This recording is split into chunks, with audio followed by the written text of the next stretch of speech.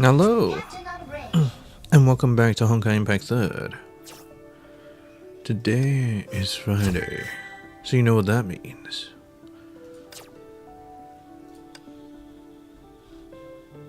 Well, do you? Means we're gonna be playing Doom after this. I can never get used to controls. Because I only play it like an hour a week, so it's to be expected.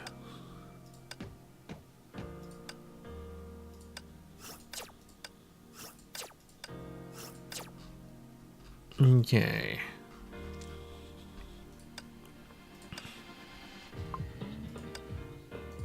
Let's get the dailies out of the way. Damn it. Who even uses Honkai pieces anymore? Shit.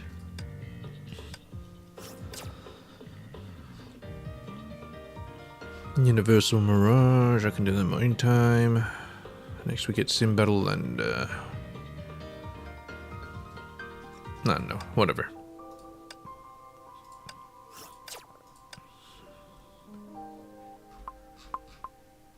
Yeah, I didn't do too well on these. I completely cleared them.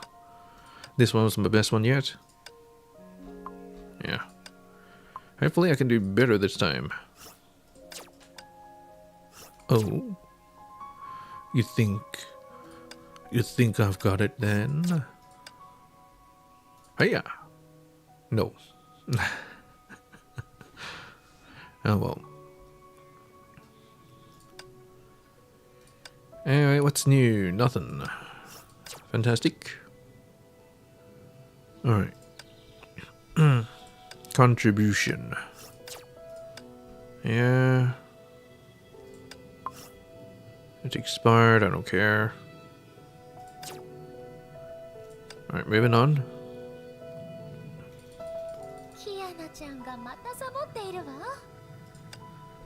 Supply. Yeah, I'm not really feeling Siren.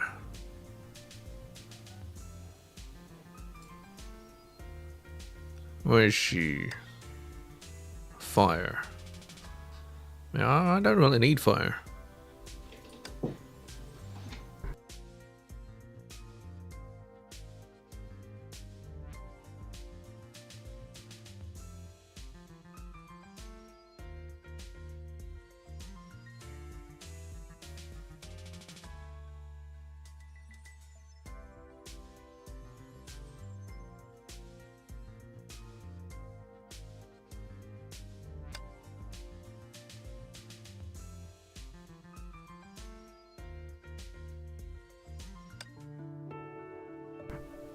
Yeah.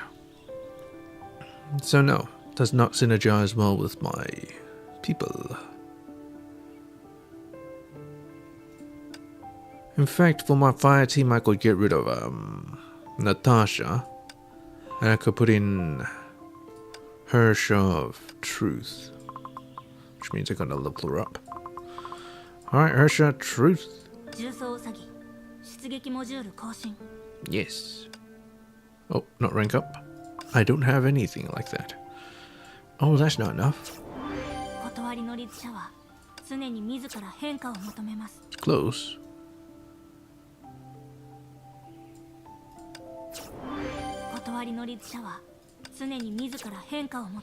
Maybe when her stuff reruns I can actually get more things.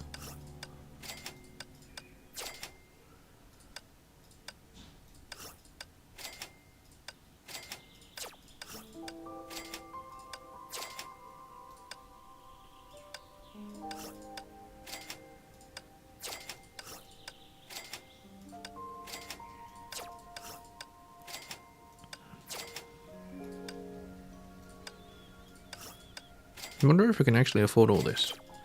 And I'm actually very appreciative that it doesn't have any of that skill, that advanced skill thingy. You know, that material that keeps running out. It looks like a spanner.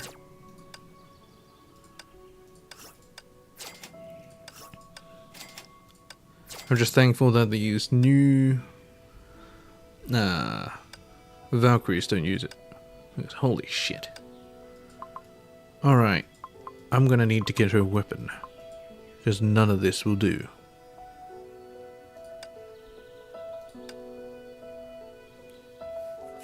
Yeah, they changed quite a bit. As now they have characters that use their signature weapons, but these are just, you know, it's more like a star rail system.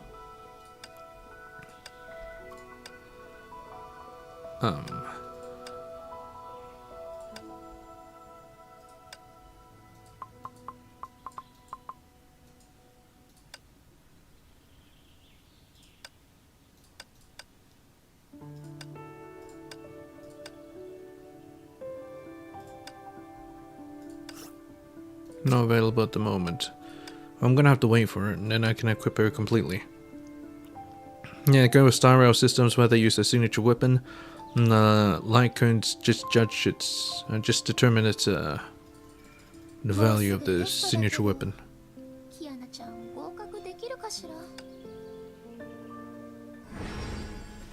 Which I feel is better. Because there's nothing worse than putting a weapon that doesn't look good on them. You know?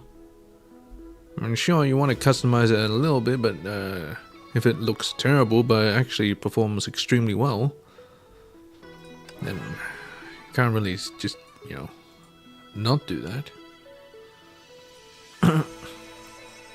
Anyway, let's continue with the shop. Oh, there's nothing. Continue. Follow the little bat's directions. View map. Teleport. Alright, we unlocked this area now. Oh, is it? Ah, I see. We go around here. I think. No, actually here.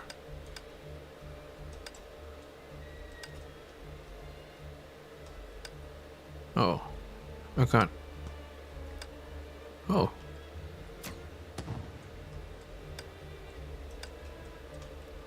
So I can jump down too high. But I can't jump up too high. Makes sense. Oh yeah, I can just explode these guys just by walking into them. Explode. Which I find to be a very good puzzle.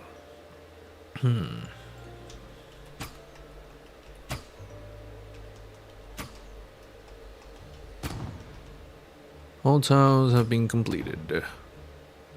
Yes, it's super simple. Before we investigate... Oh.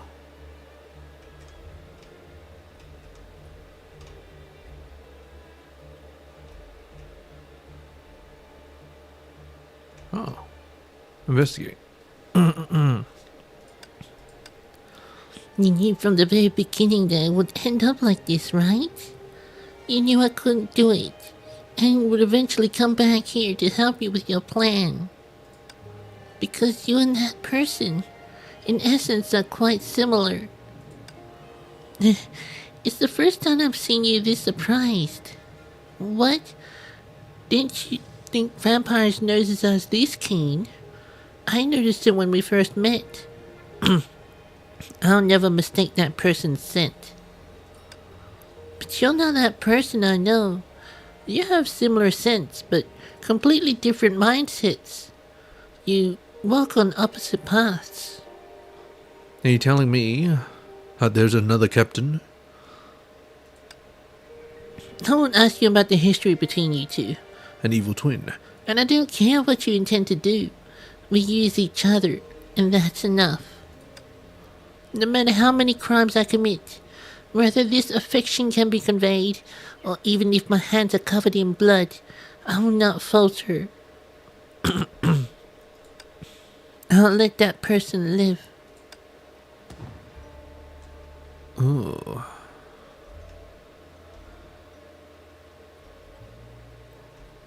Shortcut. Alright. I think this is the way, because it's not letting me interact with it. So, what happens if I go here?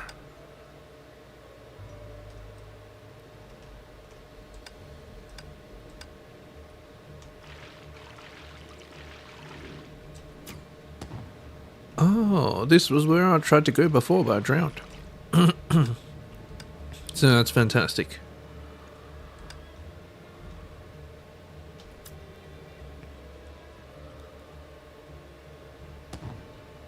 Seems to have flown to it. Wow. Wait, what? Wow. Fire! A rock with a cannonball in it, we can definitely blow it up. Well, fire! Boom. Fire at the target. What happens if I push it in here and then I fire? Okay, fire.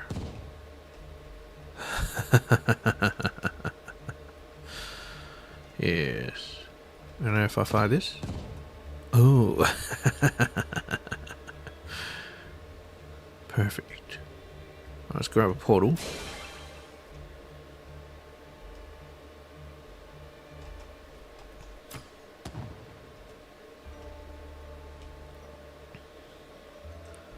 Alright, let's pop up here. Activate this and this. Alright, let's go over here. Man, your puzzles are way too easy. Way too easy. Okay, can't go through there. Let's stab this guy.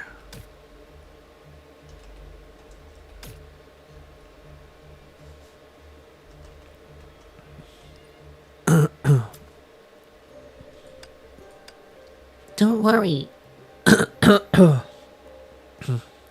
It's just a small bite. You won't remember this, and the wound will soon heal.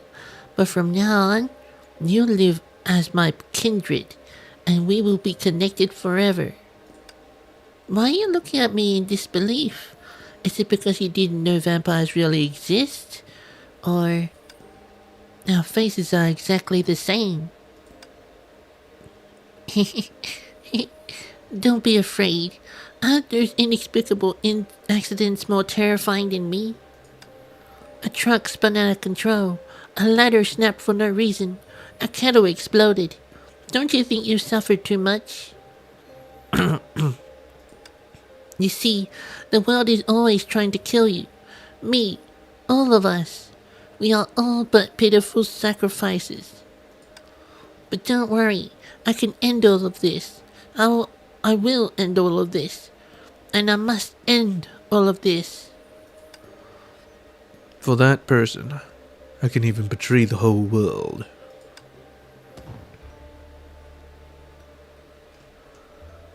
Investigate.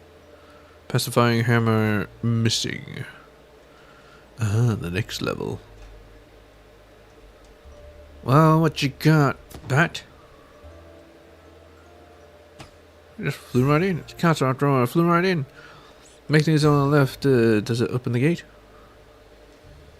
Well, of course it does. But I can't upgrade it yet. Oh, this. Flip switch. The ancient castle stood tall amidst the wilderness, tranquil and silent, without even the faintest sound of the wind. I subconsciously looked up. Several bats happened to be fluttering their wings in the red moonlight, creating a loud flapping sound that seemed especially resonant at this moment. I couldn't help but shiver, not from being startled by those cowardly bats, but because of the invisible sharp object that seemed to pierce me again, keeping me from her. You're here, right? This time I will find you. Your princess is not in this castle. A muffled sound broke the frightful silence. I turned my head. Brony had stepped on the castle's iron gate. Wait, what? Another locked door. The people in this world seem to be in a good habit of always closing the door behind them. Look, there's a lever here, probably for controlling the gate. Oh, little Siren, you are so smart. Never mind. I just want to say that this lever seems to be jammed and unable to be activated. We need to find out why. Wait. I noticed there was a folded note inserted at the top of the lever. I took it down and unfolded it, reading the words on it. To activate the lever of the main gate, you first need to activate the 3 mechanisms in the garden on the eastern side. However, attempting to enter the castle will also undoubtedly require paying a corresponding price. If the only possible ending is loss, do you really have the courage to make a choice? Another note. Although it seems like it's giving us a hint at first glance, the latter part sounds like a scare tactic. It seems that there really is someone observing us from the shadows. Is the person trying to help us get into the castle, or discourage us from proceeding? I can only sense confusion and contradiction from this note. If they don't want us to enter the castle, why would they go through all the trouble to guide us here? Choice. Contradiction. Could it be... No, I can't be sure for now. Let's first find a way to enter the castle. Regardless of the mysterious observer's intentions, we have only one goal. Move forward. Let's follow these instructions and search for the 3 mechanisms.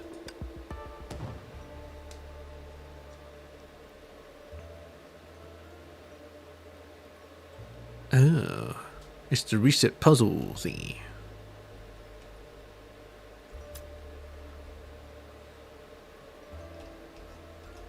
Fire!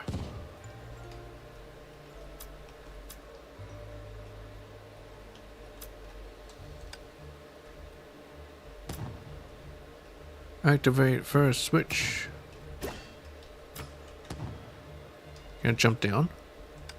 Oh, I can. So I can jump down from any height. Into molesting. You're in the desolate wilderness, full of dangers. Turn on the controller, and let's do this.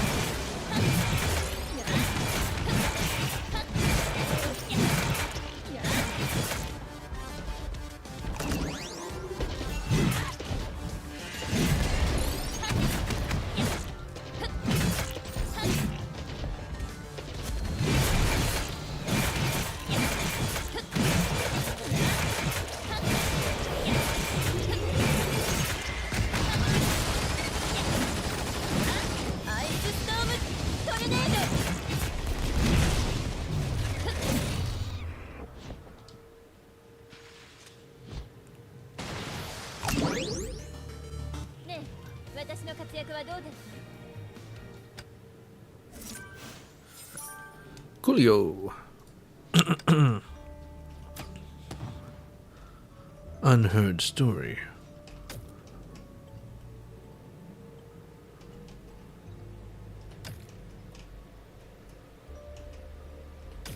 Man, this dagger is the best. The best.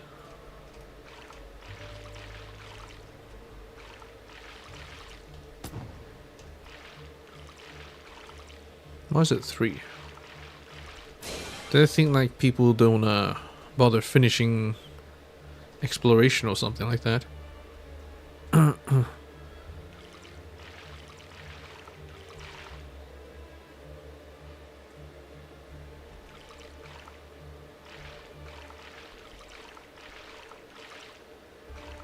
Rumbling.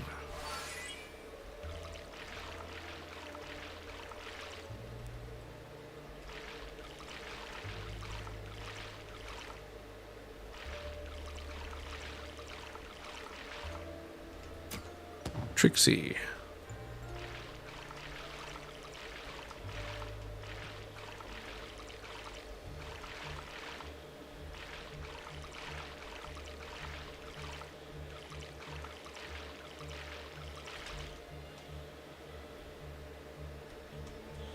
Go by the road.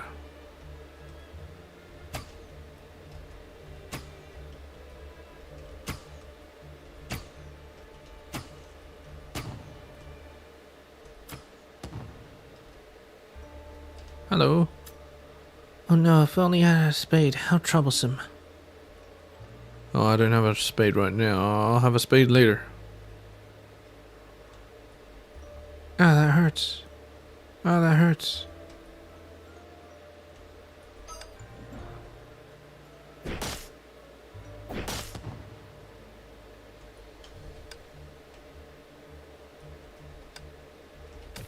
Oh, no wonder I'm pressing the fucking wrong button.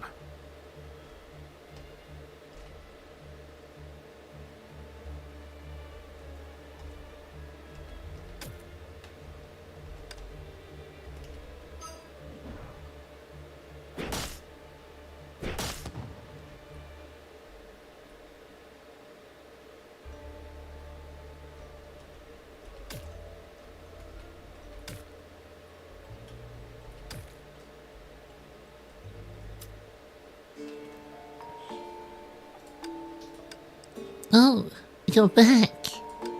What's the matter? You look sad. Did something happen? I know exactly why. Don't worry, I'm still here, sister. Sorry. Sorry, sister. I've changed? How come? I've always been like this. I thought we agreed to support each other for life. I know this is something that the justice in you can't tolerate. You see, you're all I have, sister. You see, you're all I have, sister.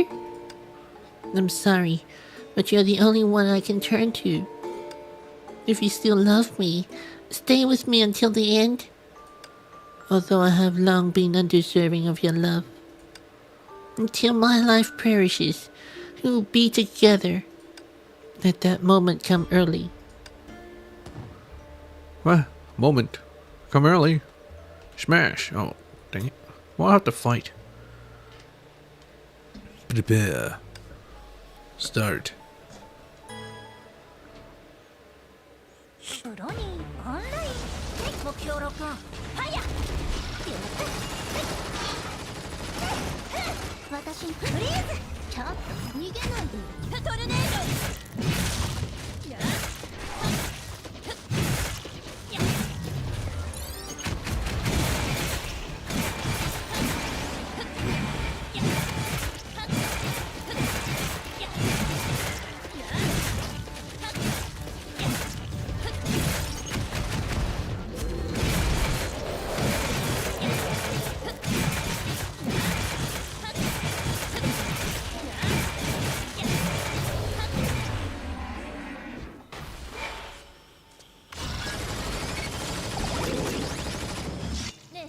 私の活躍はどうだった？ Oh yeah, I'm in the fucking suburbs. This does not feel like the suburbs at all.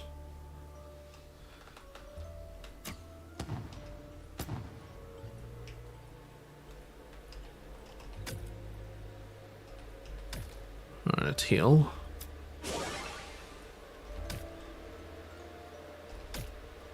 Whew, close.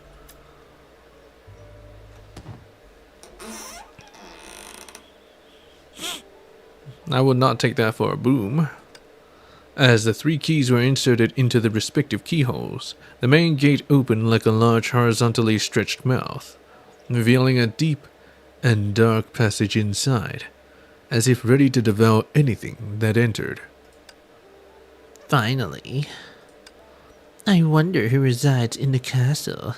A princess or a demon lord?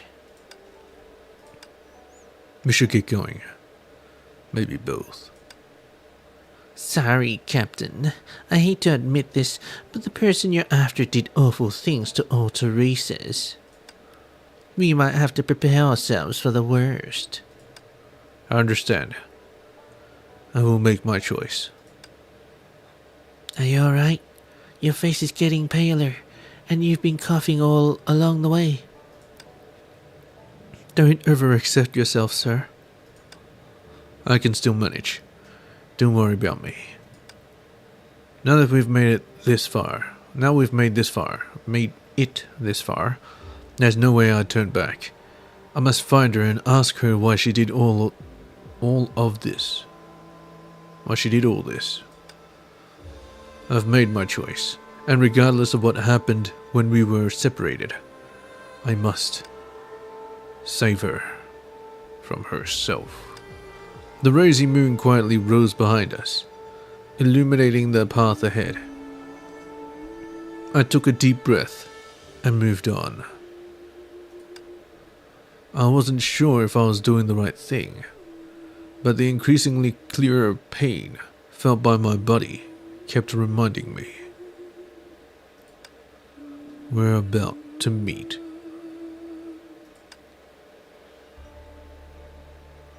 Alright. The gate is open. Enter the castle. Wait, can I level up now? No.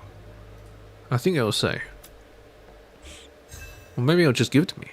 It was another quiet night, with the breeze carrying the fragrance of roses. Now, she could tell what was happening inside and outside the castle just by her nose, since she had long grown used to it. It was not akin to a cage loaded with books, an alley with nobody at night, or a balcony bathing in the moonlight. This was the castle that belonged to her only, filled with toys she loved or had grown tired of. She was the absolute master of it, and its master should feel content. But she had been standing here all day long.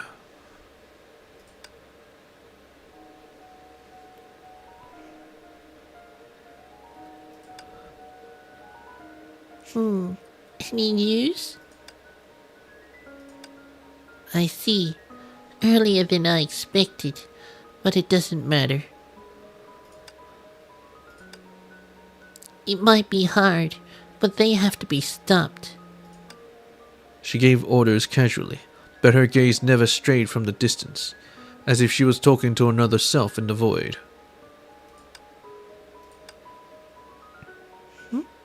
Go ahead.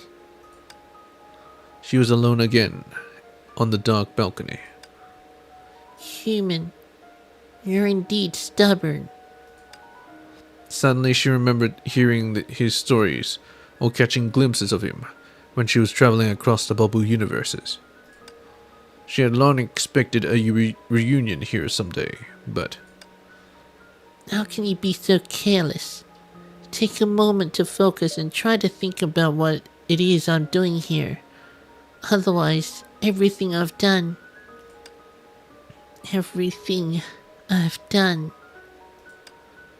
will be for nothing. She looked out at her territory, every branch and bloom meticulously planted and arranged for her preference, now made her feel bored and lonely.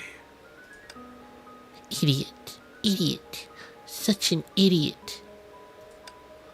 Your kindness only satisfies yourself.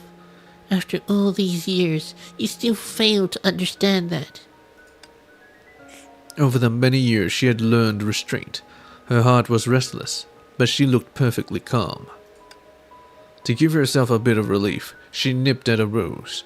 The stagnant aroma of the air was disturbed, revealing a slightly bitter scent, different from the rose. Sorry, I wasn't paying attention. But it seems you're not the guest I was expecting. I'm playing as Luna. Dispose of the intruders. Oh, there's 2 seats. That's right, she has an accomplice. That's right. What's over here? Is this her balcony? There's more important tasks at hand. Oh, yes. Open. No, dang it. Is this a treasury? Rules. It's more than task at hand. Alright, fine. Whatever. Rosaria. I mean, Rosemary. You stormed in without an invitation. How unladylike. You try hard to play an evil mastermind without the determination to do whatever it takes. You're not so much of a villain, are you? Without a trace of panic, the girl walked under the moonlight with perfect grace. The soft light all over her only made her seem more poised and collected. Such a tone is truly offending for the host. Nice to meet you. You may refer to me as Rita, or call me by my code name, Rosemary. Oh, judging from the look on your face, I don't seem to be a stranger to you, Miss Teresa. I'm flattered by how much you know about me. You must have put in quite an effort. But how could you not know that I hate that name with a passion? Or are you trying to anger me on purpose? I very much regret that, Miss Luna. But there wasn't even a flicker of fear or regret on her face. Well, would you like to be taught a thing or two about proper manners by a villain like me?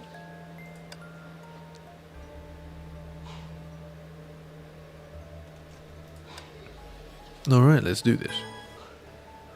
Luna.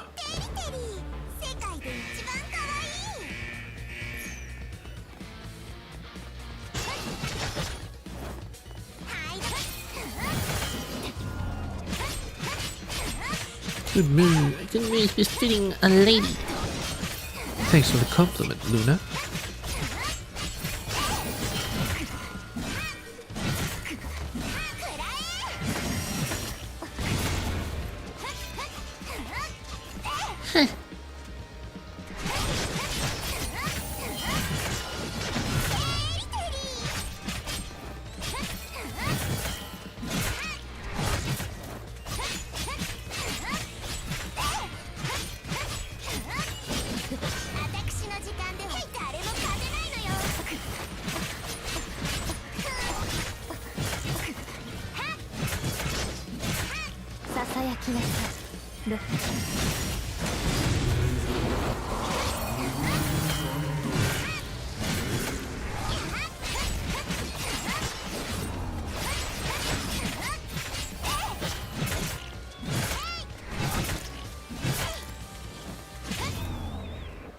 Oh, fear your thingy.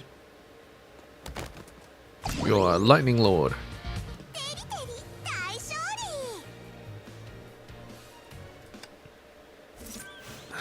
All that training with Luna paid.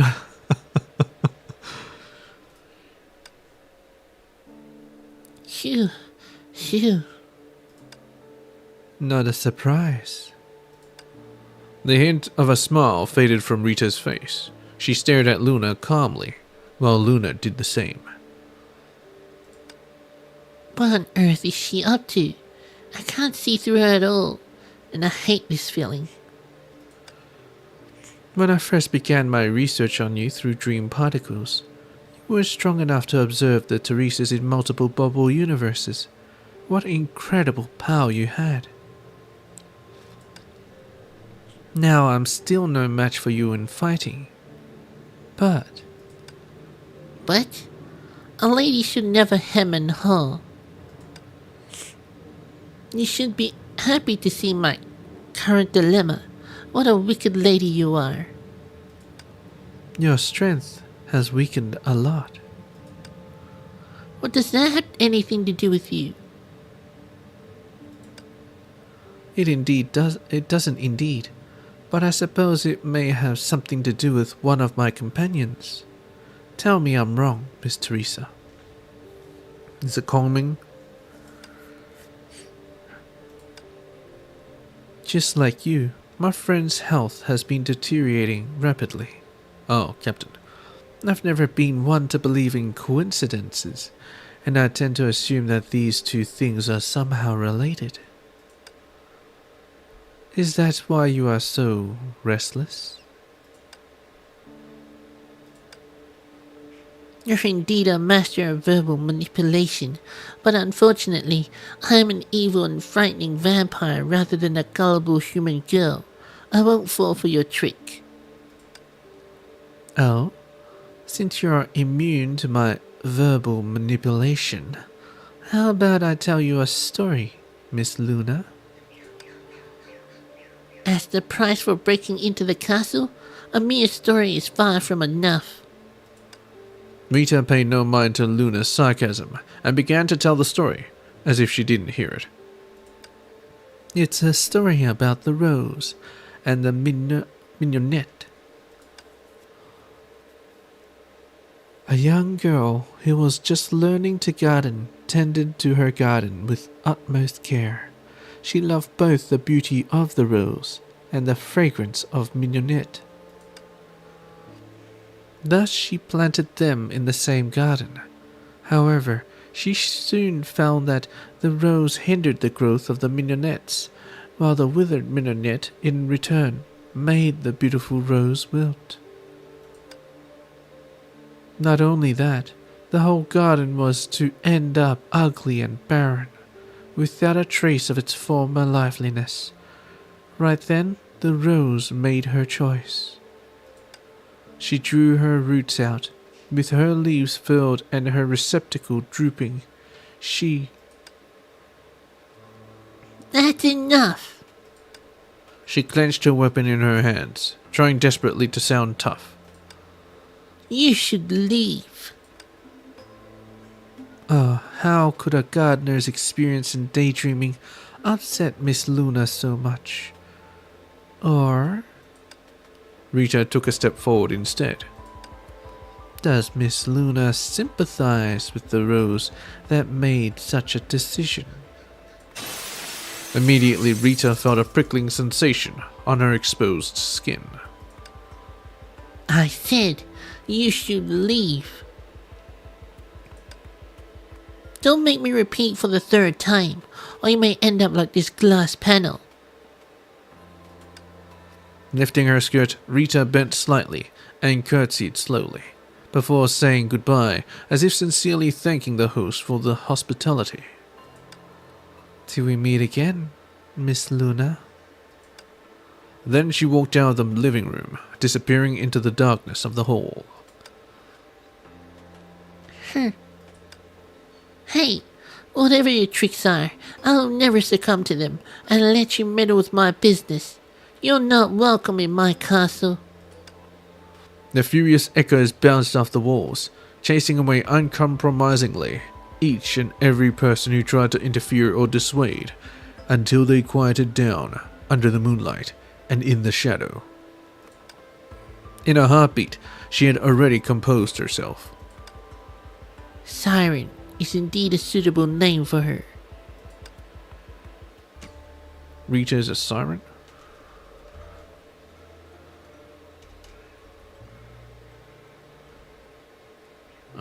Kongming. No,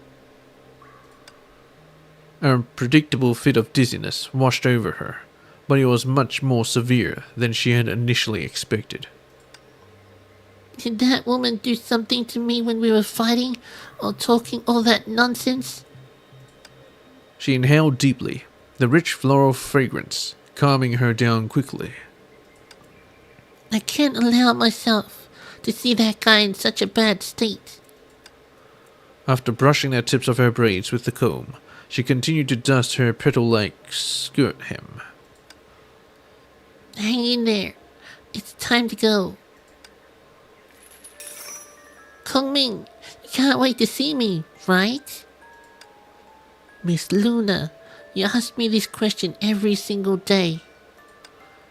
Oh, you're the most interesting companion I've ever had, so of course I cherish your company. Did the guest just now tire you out so quickly? Poor Rita. Even you could be rejected. Kongming, you've been colluding with her? Cold and faint moonlight leaked through the window. Kongming didn't utter a word, just staring at the broken window, as if seeing off an acquaintance or waiting for their arrival. Kongming confused and intrigued Luna all the same. Thus Luna moved closer to her, like a purring cat as always. Kongming, when did you invite your good friend to come here? Oh, right. I remember that you have a fantastic communicator that enables the user to see the other person's face with just a clink. Kongming, have you brought it into the castle in secret? Kongming, where do you keep the little communicator? Tell me now, pretty please. Rita could naturally see through your thoughts without any help from the others. Besides, your thoughts are simple ones in nature, and that's why you were chosen by the predator and work for them without being aware. With neither a retort or of anger nor grasp of surprise, Luna just snapped out of her cute kitten form for a second before going back to her usual childish self. It seems that Kongming still treats me like a child. So unfair. I'm certainly no longer a child who knows nothing, be it mocking me blatantly or secretly for being the prey or thinking you took advantage of me. I knew them all right from the start. Being treated like this, even I have my limits. Kongming, you're such a naughty girl. I'm warning you for the first time. Don't do that again. Kongming's eyes brightened up, but she didn't seem to mind Luna's words. Miss Luna, what if I tell you that there is actually a solution to this desperate situation? I know you always want to appear smarter than the others, Kongming, but not everyone is willing to buy it, you know. Kongming completely ignored Luna's words, just staring at her while going on. All along, you only care about that person and Teresa. Therefore, for you, it's bound to be a situation where one side must be sacrificed. But you apparently can't bring yourself to do that. Kongming's expostulation failed to evoke even the slightest remorse from Luna. What have I just said? You act too much of a know. Silly me. For a moment I even thought you could really surprise me, Kongming. Surprise me. Kongming, put that fan of yours down. You're not smarter than me. Kongming chuckled.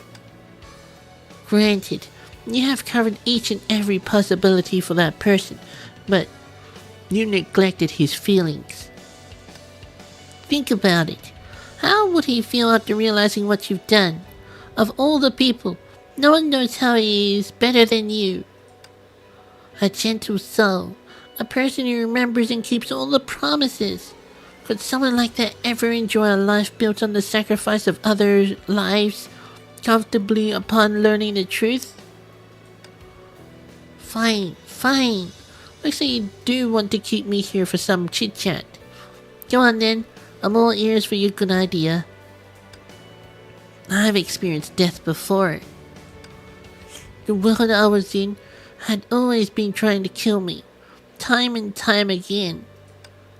It was him who fought the whole world trying to save me, and changed the course of my fate every single time. That's the very reason why I believe he'd make the same choices out of stubbornness and persistence for you, for me, and for those of us at present.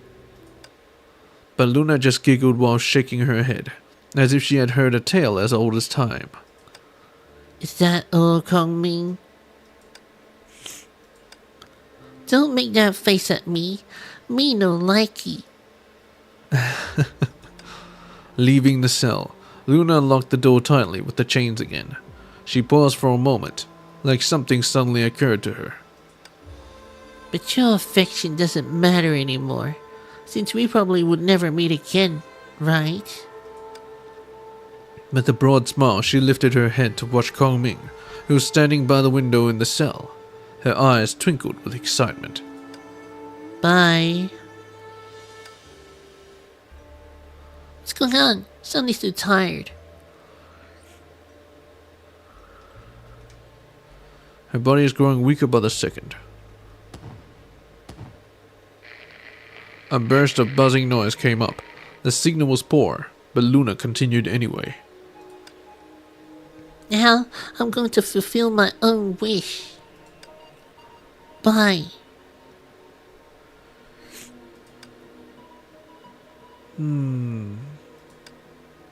Huh? I'm bidding you farewell. Don't you understand? It's indeed time to terminate the deal between us. Aren't you surprised? I've been expecting this day. After all, we've had different objectives from the beginning. You and I only joined forces because of temporary mutual benefits.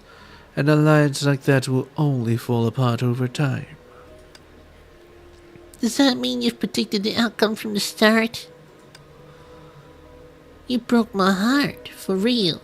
I thought we could be more honest with each other.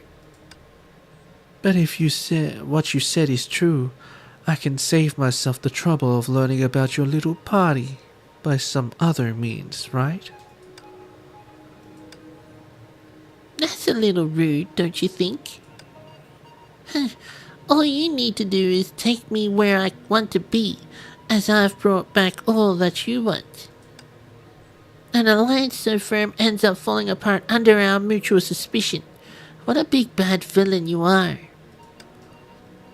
Save your breath. Don't you have your own wish to fulfill, Miss Teresa? You're just as insufferable as that woman. You even angered me with the same approach. However, I won't fall for it twice. You've grown up. Have I? Thank you. Please keep this friendliness for me until we meet again. Though, there won't ever be a next time. Another wave of irritating current noises. What? Didn't even let me finish. How annoying. Is it really okay to end everything like this? I keep thinking he would come out of the blue and stir up trouble. Careworn with anxiety, she leaned her weight on the handrail. The more intense the prickling pain, the more it meant he had come eventually, and was drawing nearer. Doesn't matter. I've already made up my mind, so I prepare myself to face and accept all the consequences. Her gaze traveled through the garden and the court under the night sky, searching for any traces the person she had been missing day and night could have left just now. As long as it's you, as long as it's for you, I have nothing to be afraid of, even if I'm fighting the rules of the world.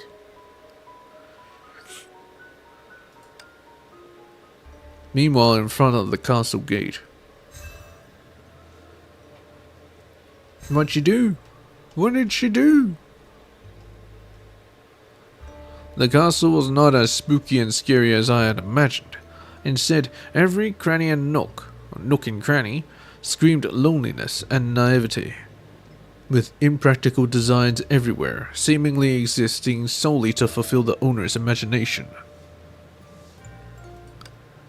I looked around, hoping to find some trace of other invaders. But it turns out that mysterious person watching us from the dark was pretty careful. She didn't leave behind a single clue.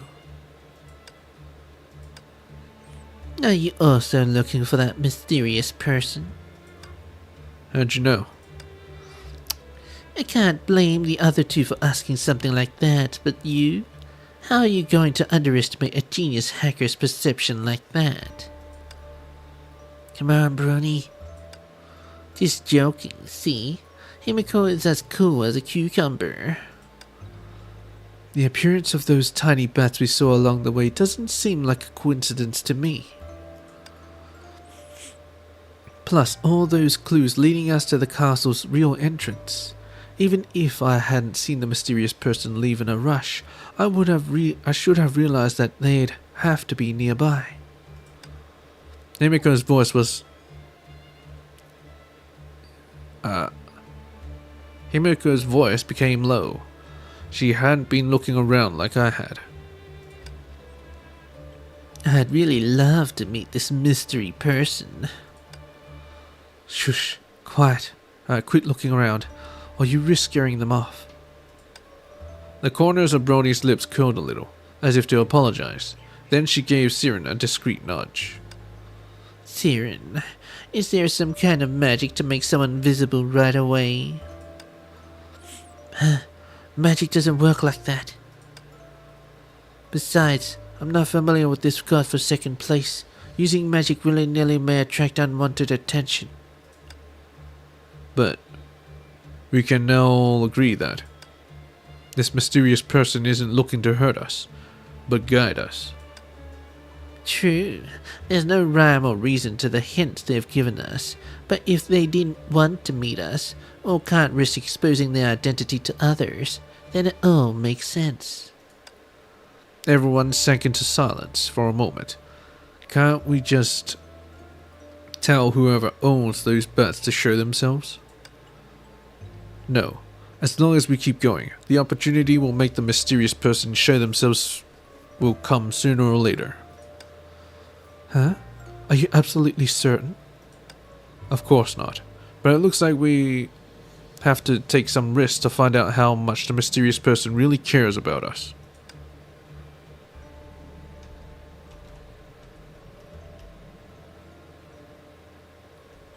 Regenerate. Right. Where was Rita and Luna? Straight through?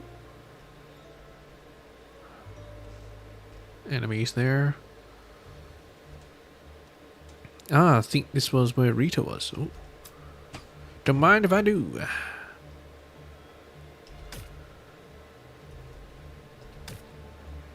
Oh, I don't have no hammer. Oh well. Oh, I can jump down here.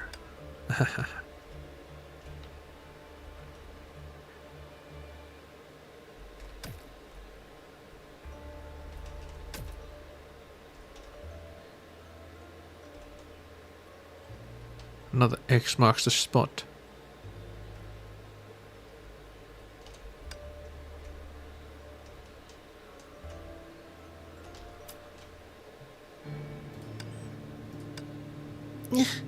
It hurts.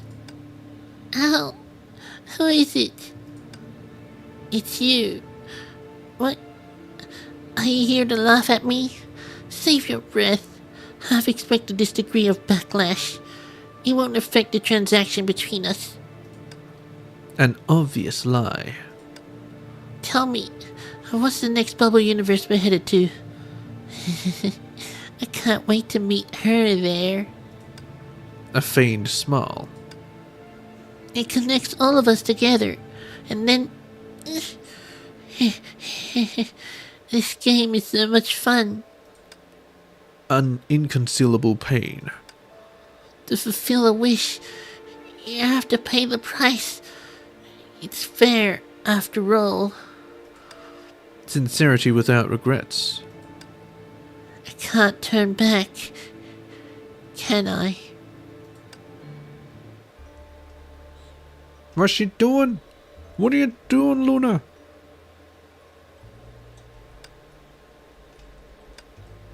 What's this? Oh, push it in that thing. Door is open.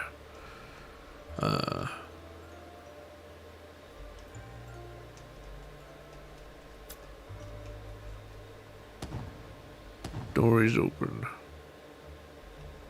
I can't exactly jump in it, can I?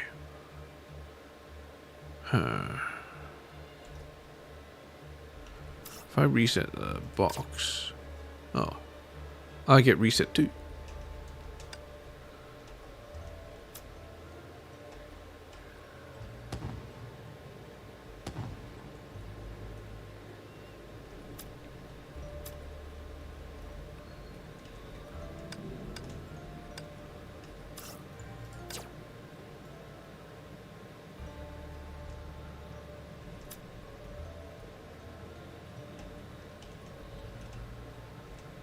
I need to get behind it.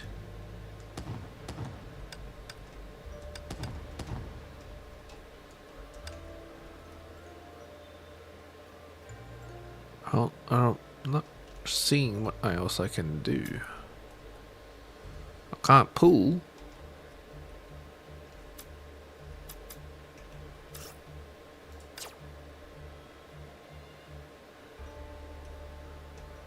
Try jumping.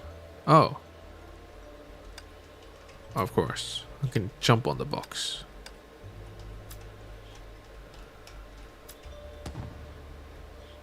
Right.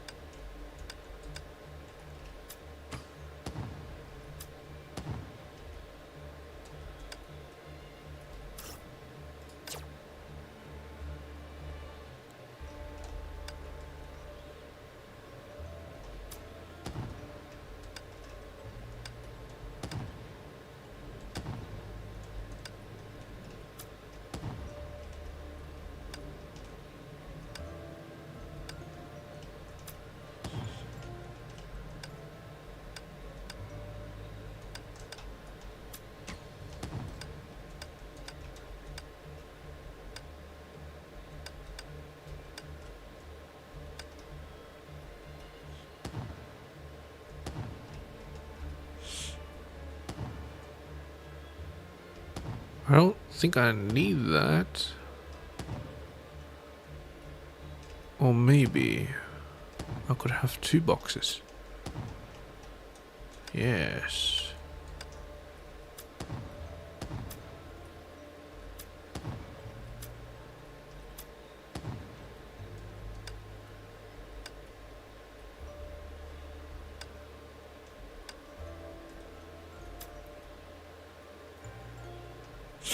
Let's see what this one does. Okay, opens up that path. Opens up the other path. Okay.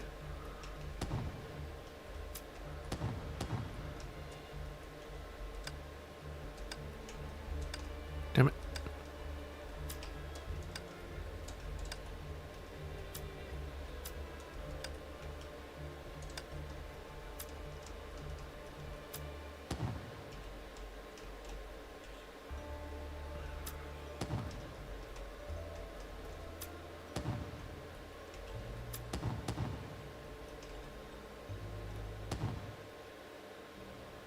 This must be the key we're looking for. Finally. Be careful. The tracker detects something wrong with how the stone tile under the key is placed. It could be a trap. Give me a moment and I'll see what I can do. How come? Does the mysterious person want to lead us to a trap? Why else would they always be hiding in the dark all this time? No. If that's true, they wouldn't need to wait until now. Thinking like that, a dangerous idea suddenly emerged in my head. I know how to make the mysterious person show themselves, but it might put us at risk. Risk? Captain, are you going to just take the key? Yes, and the mysterious person really wants to help us. They'll show up when we're in real danger. But what if we're wrong? What if the real intention is to lead us to a trap? That changes nothing, because the genius hacker will come to your rescue. If you've made your decision, we'll face the consequences together. But if you're too weak for it, leave it to me. I'm fine. I won't go down so easily. Besides, how can I let you pay the price for my actions? Well, be extra careful then, and don't try to go playing the hero. We still have a lot on our plate afterward. No worries, just give me a little room. Take the key. I nodded to myself slightly and took a deep breath. The second I took the key, I could feel the stone tile below spring back from the lack of pressure. The tiles around the room began to collapse, and a current of water came gushing from underground, blocking our way out. I knew it. Watch out, everyone.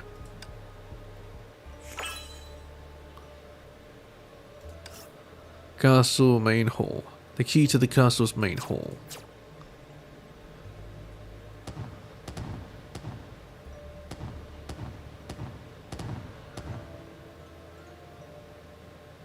Callan. The floor is crumbling. No time, come here, quickly. I swim.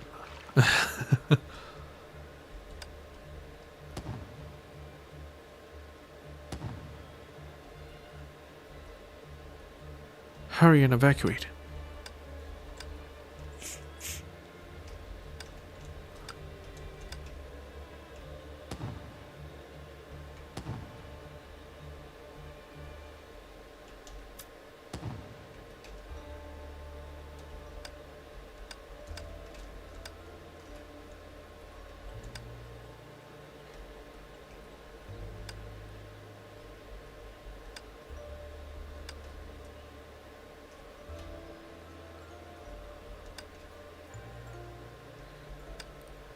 Just a way to get the stuff back, I suppose.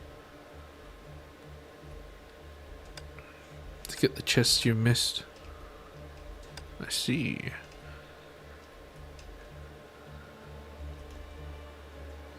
Hello, Cullen. Oh. Phew, that was a close call. Are you alright? Thanks a lot, mystery lady. Or should I say, Callan? Wielding 2 pistols, she took notice of our astonished and confused gaze, and then shot us in the head. Master Callan, it was you helping us in secret.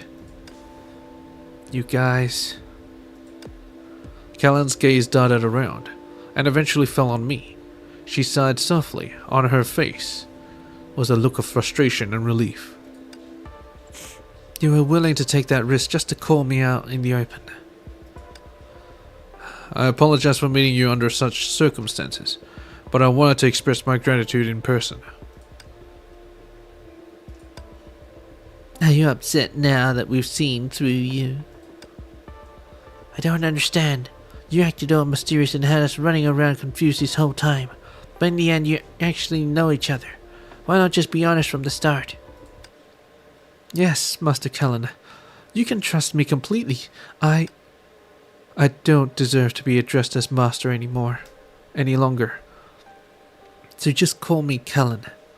As for the reason I remained behind the scenes, it's because this thing has been gradually getting out of my control, and I don't want to involve more innocent bystanders.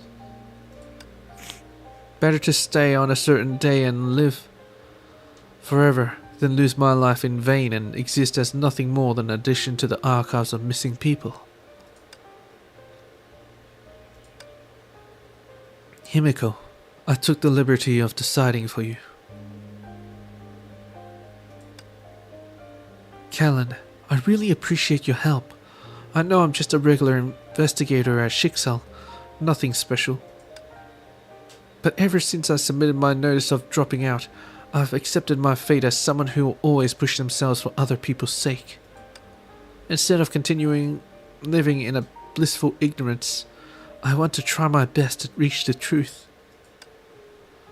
You know, on that day I keep reliving, I always feel endless regret for spending the entire day without getting anything done, instead of being grateful for every breath I got to take. Himiko, Please trust us, Callan. We'll make a really good team, right? That's right. If you had just wanted to keep that secret, you wouldn't have gone through all the effort to drop us hints. It seems to me that you could definitely use our help. And I came to find her. So, please tell us what you know. After all that time apart, I can't wait to know what she's been up to. Alright then. Callan began to tell us everything that she knew. She had followed the orders of the girl, who had been her sister once, going back and forth through multiple bubble universes to steal everything related to the ether anchors. She aimed to kill her sister, fighting with everything she had to save Teresa.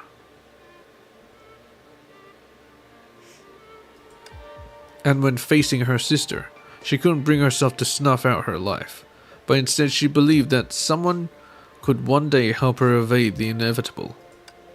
The everlasting dilemma and anguish turned into teardrops, hidden deep within her heart. I know nothing about her exact purpose, but she must have been falling into the abyss inch by inch. Callan, you're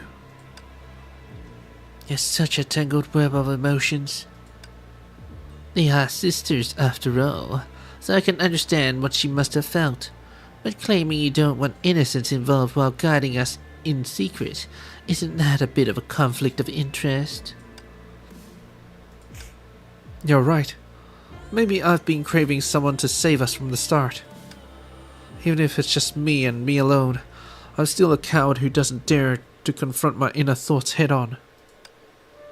You could have just asked for our help directly. I think you must have also felt it. That it's an endless pit from which there was no leaving unscathed. With more and more ether anchors in my hands, the difference in strength between me and A-872 only grew wider, and I also began to notice she had a powerful force to back her up. Knowing all of that, are you still willing to help me? I am. What other answer could there be? I have long been accustomed to risking my future for the mere illusion of hope. You... Goes to show, our captain is really just an idiotka who doesn't know when to quit, so long as there's a glimmer of hope. Just like me, our leader is someone willing to go to great lengths for others without any thought of reward. Yep, I, the genius hacker, also chose this employer. That should tell you a lot. How foolish. Callan slumped with an exaggerated sigh. But when she looked up again, the sincere and resolute smile from the first time we had met had reappeared. But thank you. I know nothing about her intention, but she has brought here many children who look just like her. They may have something to do with her plan. Before you look for her, I think you can rescue them first. Oh, maybe we'll even be able to find Miss Kong Ming. Have you seen anyone carrying around a feather fan? I'm sorry, but she won't allow me near those cells. The only ones that I know anything about are in the outer sphere. That's fine. We'll just take things one step at a time. Perhaps we can get new leads from those Teresas we're going to save. Alright then, let me show you the way. Callan has joined the team. Someone who Luna calls her older sister. She's been helping us from the shadows. Alright, you're on the team. Stars explode.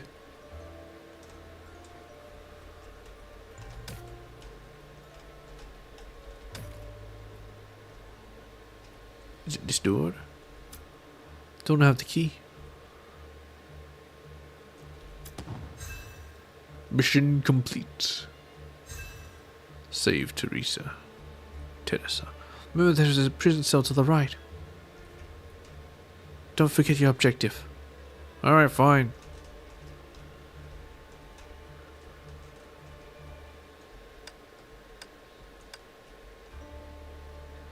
Heave ho, we're in.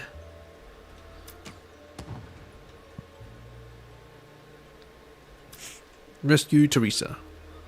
There's someone that just looks just like Terry Ree's carbon copy.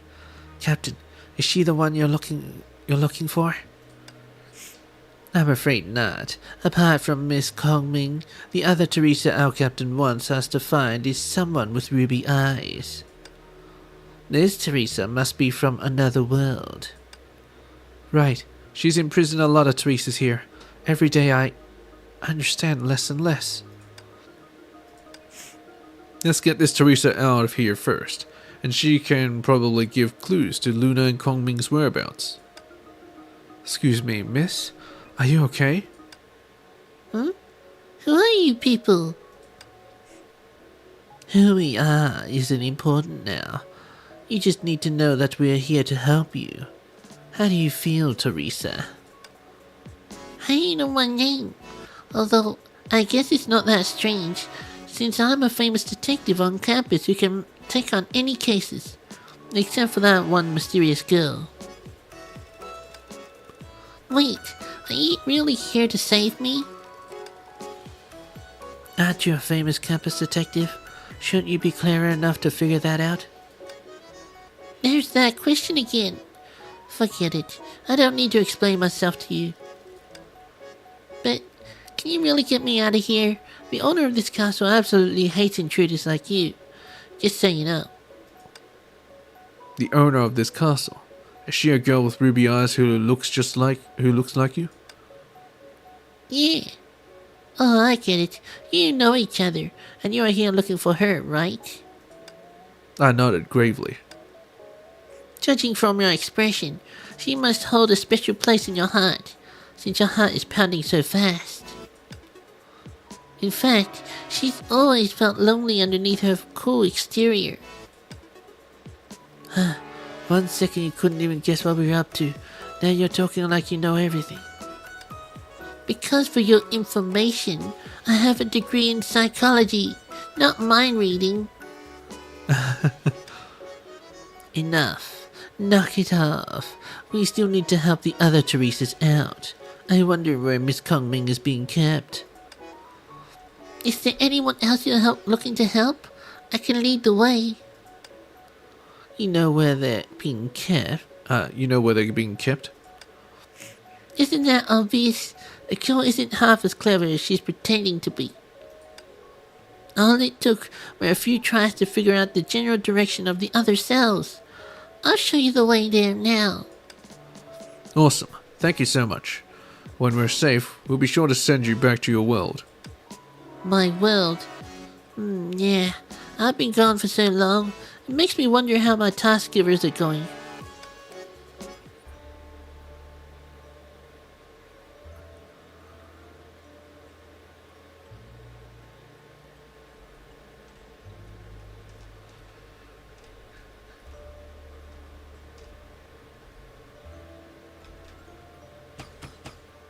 Uh-oh.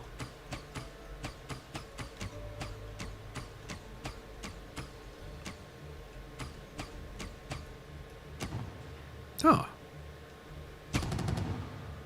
The mechanism has been sold.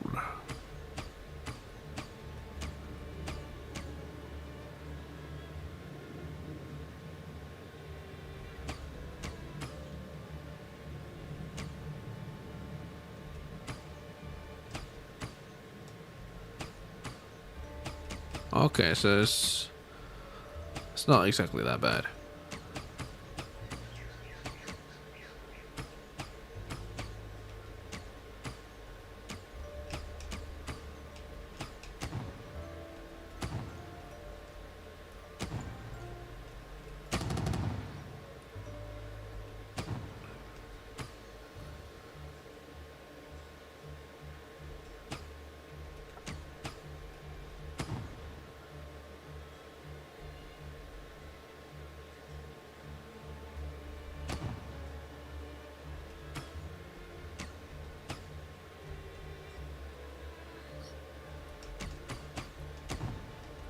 I see.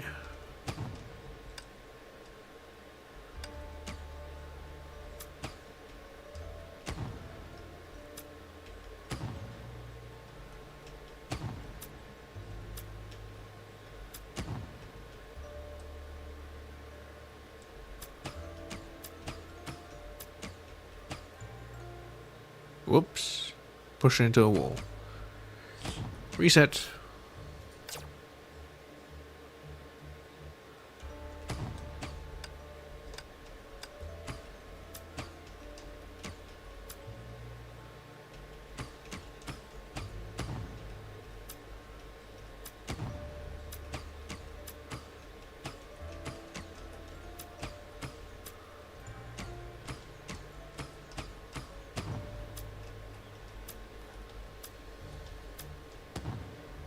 Door is open.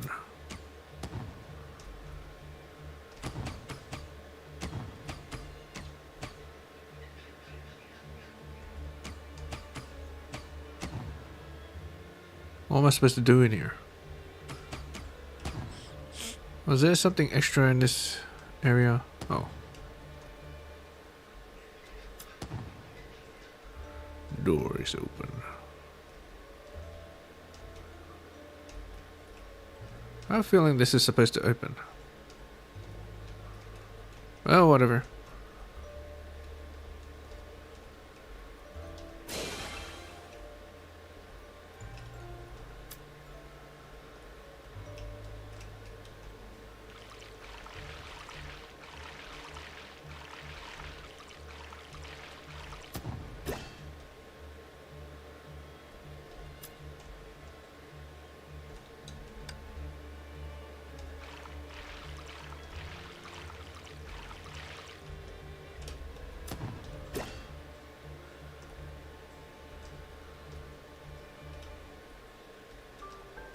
I remember there being a cell this way.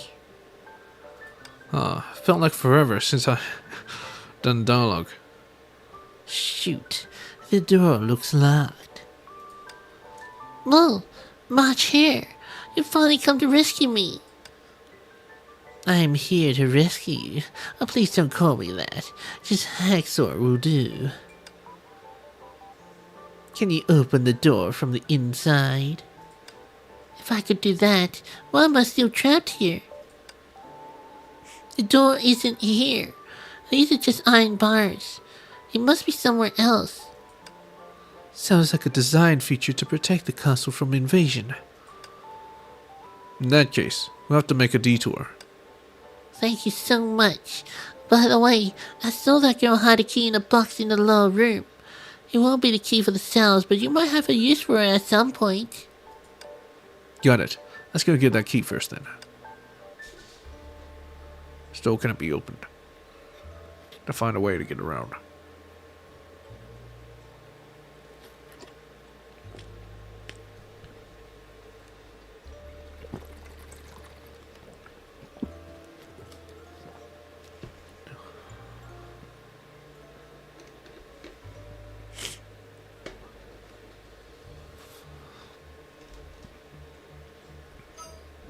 Oh shit.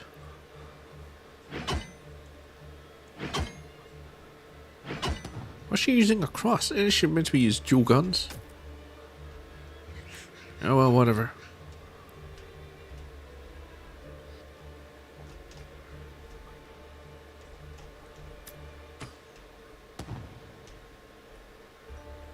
Key to a flooded room. Now where did I see that?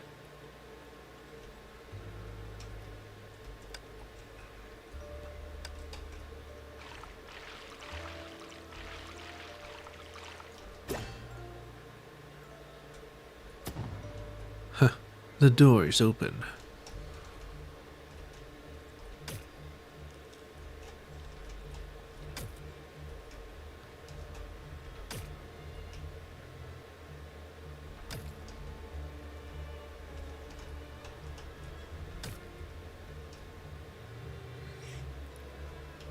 When can I get my fucking hammer?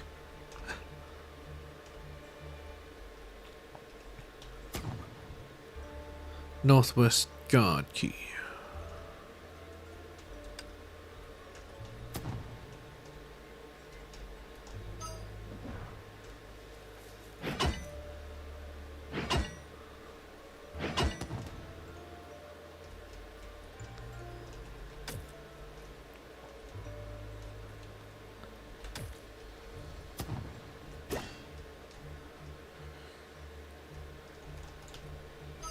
Damn it.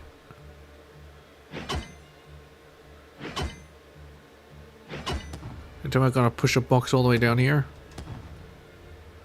Shit.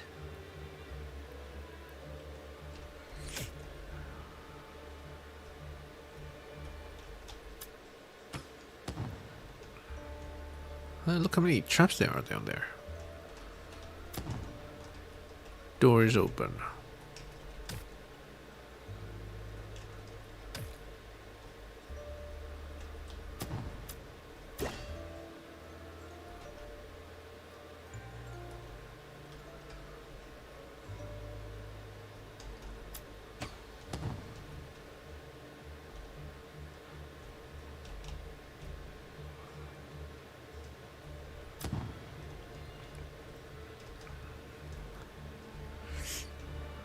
Hello, Teddy.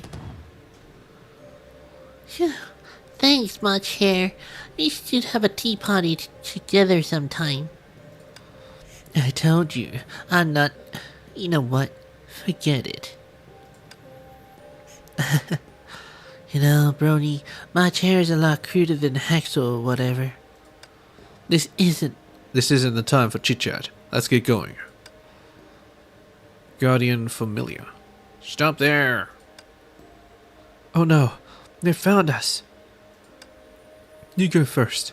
I'll deal with them. Keep going.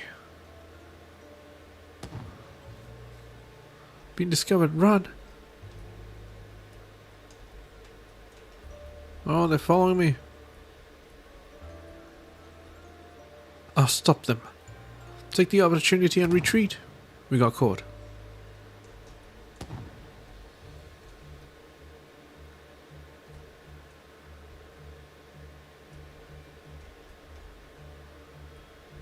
No, there are too many pursuers. Here you go. Take the opportunity and retreat. They're not stopping them at all. I'll block the pursuers.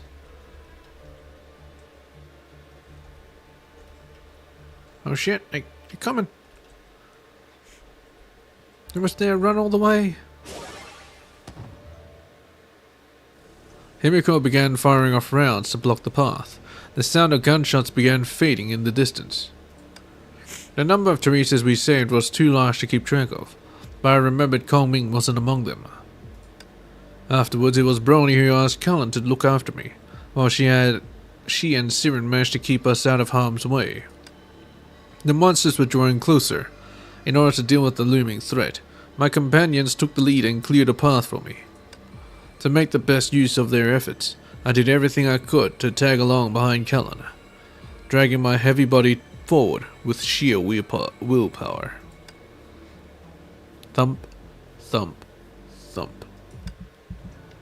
The now erratic beating of my heart was all I could hear, and the only clear way ahead was now blocked by a giant monster. Meanwhile, the others were still dealing with the monsters behind me and hadn't kept up. Was that meant to be her talking? Kellen, how are you doing? I'm fine, but you look pale.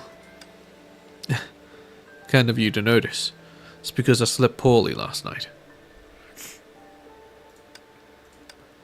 Let's keep moving. Swallowing the knot in my throat, I kept dragging my feet forward. Before anything else comes after us, we have to clear the way ahead. What are you talking about? Are you really going to be able to handle this? We're running out of time, Cullen. The only enemy we have left to face is the one in front of us. Things will only get worse if the castle guards catch up to us. Come on, let's do this together. The danger where we had just come from seemed to be drawing closer. Everything was driving us forward. Cullen looked calm. This wasn't the first time she had been in this sort of situation. Alright, let's go. Nice. Hello, you bastards. You can't catch me.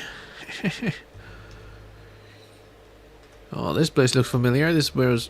Oh, shit. Oh, unless we go here. Son of a bitch. Monster guard. Can't I just go around? No, I guess not. Hello. Dangers behind us seemingly closing in, and everything has forced us to move forward. It's been a while since I turned on my controller.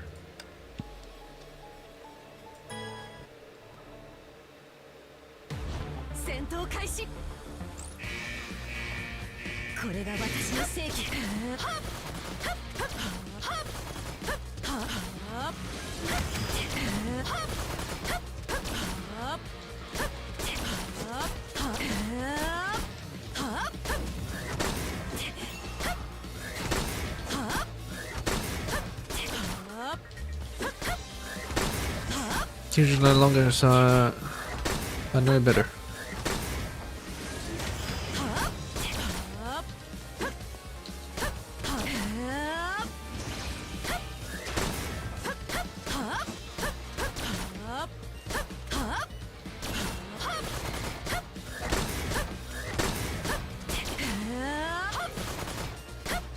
Callan's become stronger. How come? Shoot! What went wrong? It's not dying. These Honkai beasts connected around the beam. Maybe.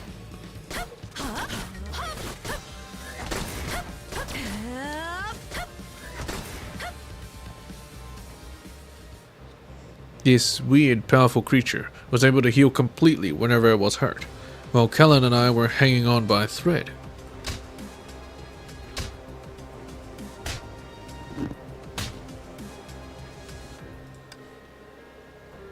The pain from behind came faster than I could register, and I knew I had been knocked into a wall. Why does nothing work against it? I probably had a concussion as my vision became dim. My ears were the only things working, and all I could hear was, "Captain! Captain!" It was Callan's voice. Why was it coming in on and off? Insufferable. She was still fighting. Was Callan hurt? All I saw was a blur. Bracing myself against the wall, I stood up and began searching blindly for something to use as a weapon.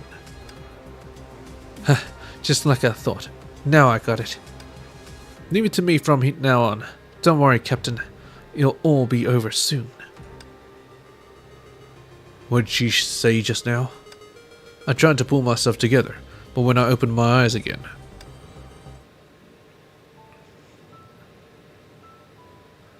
Callan! Right before the Honkai beast attacked, Callan stood in its way. You... go down. Next time I might not be able to hold it off. That bullet wasn't lethal, but it did slow the Honkai beast down. Perhaps it had reached its limits too. Get out of here. Please. No way. We still stand a chance to take this thing down. We'll leave together. Rest up quick and... Callan shook her head softly. She was so busy with the Honkai beast's attacks, I couldn't make out the expression on her face. Captain, this is our only chance. I have to stay. Does this gun look familiar to you? There's a special bullet in it. Please, take it. For Luna. What are you planning to do? Haven't we already agreed to find Luna together and stop her? But here you're forcing me to make another choice. I've had enough of this. Captain, you've probably already realized by now. I can't kill this Honkai beast. Not while I'm still alive. I don't know what A-872 has done, but just like the bond between me and her before everything was shattered, my life and this beast's are fused together. The answer is obvious. I must die with it together here, whether it's to stop her or to protect you.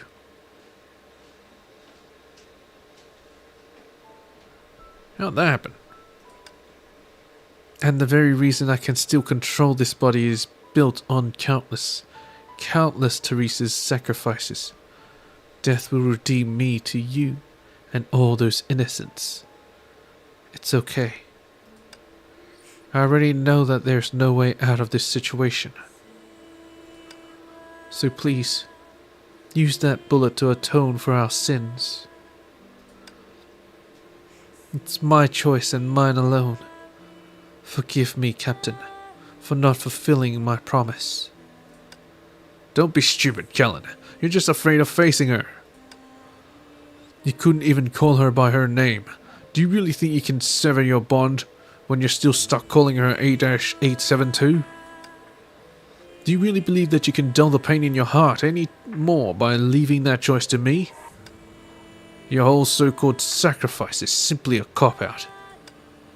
You people always think sacrificing yourselves will fix everything rather than taking the hard way forward. The way that leads to a happy ending for everyone. To go on your own terms and leave behind nothing but sorrow and torment. I'm over how selfish you all are. Callan was silent, her eyes brimming with muddled emotion. She's your little sister. Even if she's calling herself something else, or has changed, your relationship is the same. If she knew her sister had tossed the decision of her life and death to another person without any care, she'd be crushed. My sister. She's my sister. That's the very reason why I can't make that choice. I can't bring myself to think about her dying, but I also can't stand to think about letting her have her way. Don't you see? That's because you've been carrying this weight all by yourself this whole time. You hesitate and worry because you can't accept what the two choices might bring. You keep thinking about sacrificing yourself to tackle the problem, because asking others for help has always been such a foreign concept to you. But this time it's different. This time, you have me by your side and we can face her together. We can have a third option, to create a new future. How come you haven't left yet? Because I made up my mind a long time ago to never, ever give up on anyone. Idiotka. I'm not letting you sacrifice yourself, Callan. You really are dumb. Just like her. Naive, stubborn. Never backs away when she has her eyes set on something. That's why she... With a lot of effort, I pushed myself up while keeping an eye on Callan's expression, the situation at hand, and approached her inch by inch. If I can't dissuade her, I need to at least make her think twice before deciding, since she doesn't want me to die. Right at that moment. Back off. Callan shielded me first, and behind her, a sharp blade cut a silver arc. The Honkai beast paused for a moment. I knew that he could still attack at any second. Behind us, Siren casted her protective magic, tracking the enemy's each and every move. Himiko, you... Perfect timing, huh? But...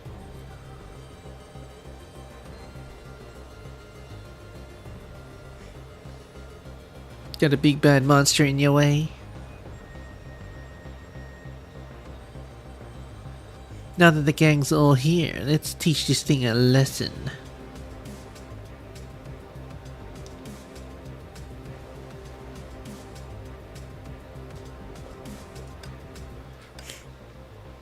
Well, we can't let Callan steal the show, can we? Be careful, everyone, and don't get carried away. There's something special about this Honkai beast. We aren't able to kill it. No problem. Just give it a good thrashing until there's no fighting left. It's still not much of a threat with all of us here. It's connected to Callan's life force, so if we attack it, Callan will also be in danger. Nothing but parlor tricks. I can try to find out how to unbind them, but it's gonna take a while.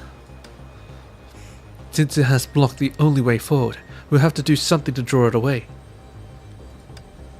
Maybe we can go around it. Isn't there some kind of secret passage in this castle? Just like that, Callan. See? When there's a will, there's a way. We can't let little problems like these get in our way. Everyone quieted down and was staring at Callan, who was frozen at the side. Sorry, but you really are... I admit that I was wrong. I kept telling myself that I wouldn't hesitate if my sacrifice could end all of this. But you're right about it being a cop-out. is extremely selfish and doesn't take anyone else's feelings into account.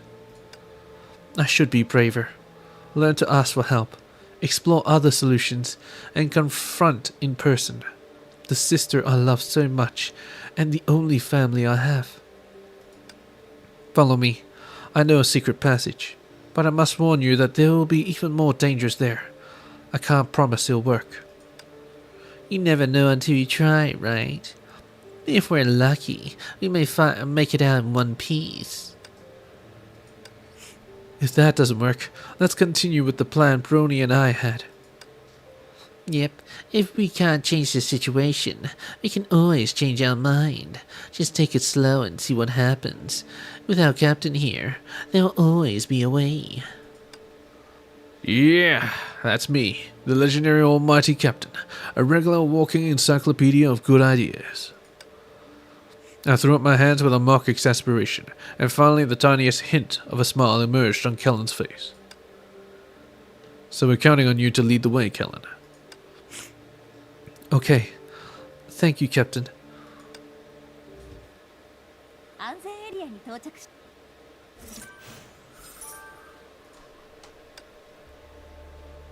Oh no, we don't have a way to get rid of it. Can look for that secret passage that Kellen mentioned.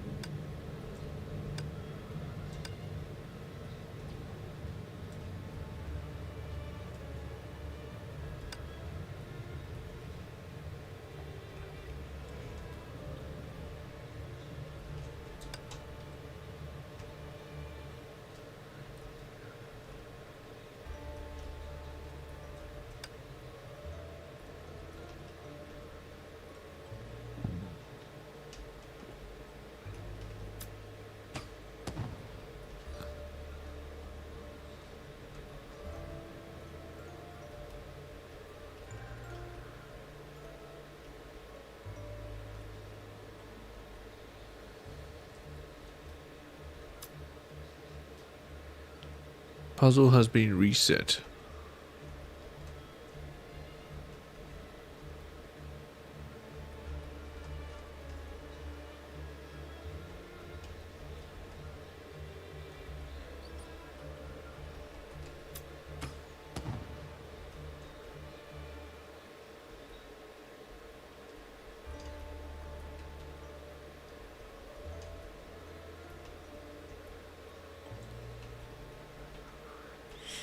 I'm gonna need purple.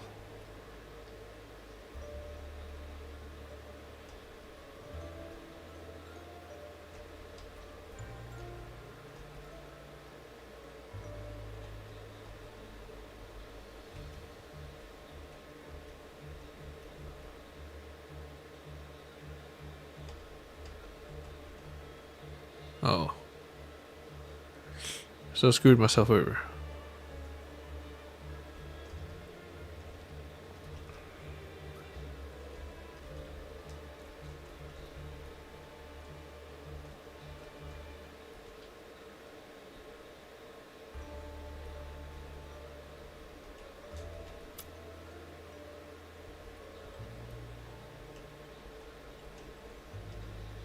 Oh.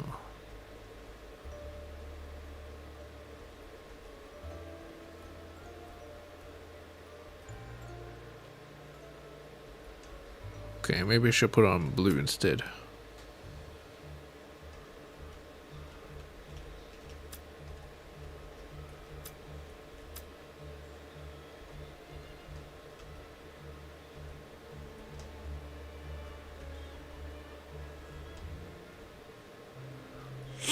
Following Cullen's lead, we searched for a path that would get us out of this dilemma. Before long, we found ourselves at the castle's periphery. To our surprise, instead of swarming with enemies, it was eerily empty. Kellen, is it normal that this place is left this unguarded? It's anything but. Before, Teresa had arranged for plenty of guards to be here, but why have they all disappeared now? Maybe they were taken out. I agree. Before Brony said anything, I came across some small signs of a fight. And whoever did this clearly knew that they were doing what they were doing, because there isn't a lot of evidence of a struggle. Those guards must have been killed before they even knew what hit them. He almost reminds me of...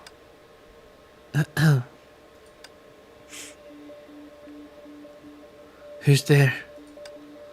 Siren casted a magical attack on the trees ahead. The figure hidden in the trees dodged it effortlessly with a quick leap. Her movement stirred the air, and with it came a gentle breeze carrying the smell of flowers. It's rather uncouth to skip your introduction when you meet someone for the first time, you know. That figure seemed hesitant, but took a step forward nonetheless. With her shadow falling beside her feet, she finally came into our view. Rosemary, why are you... Looks like I can skip my introduction after all. Why are you hiding here? Because I want to tell you the latest news. Under everyone's puzzled and irritated gaze, Rita behaved like another person. She wielded the purple scythe, spoiling for a fight with us. Your journey ends here. What? Hey, calm down, Rosemary. Are you insane? Rita's gaze never once strayed from mine.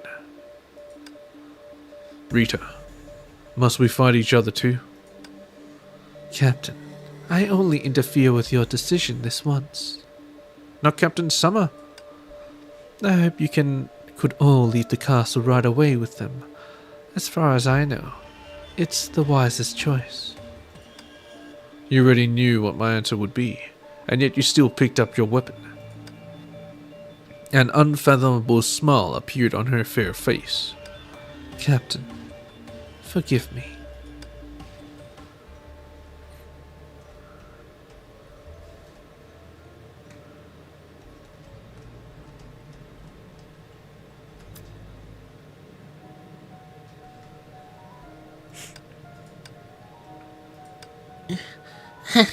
What am I doing?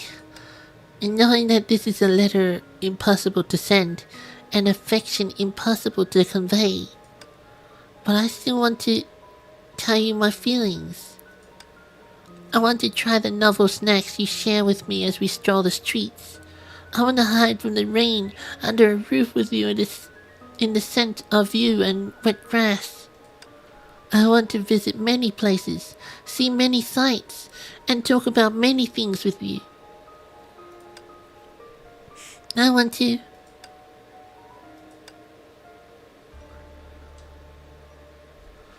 Her wants will never be fulfilled. Betrayal?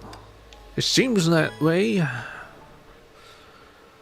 I knew it. I knew that we would fight. 了解そうでない私にねえ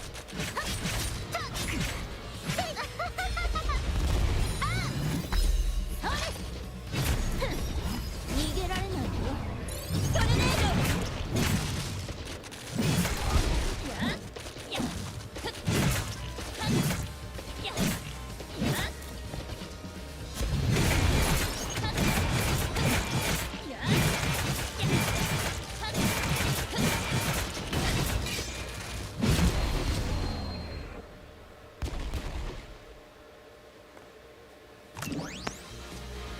Oh, 3 against 1.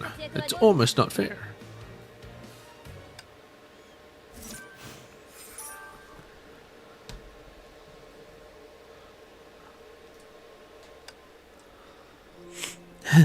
Miss Rosemary, so this is all you've got, I see.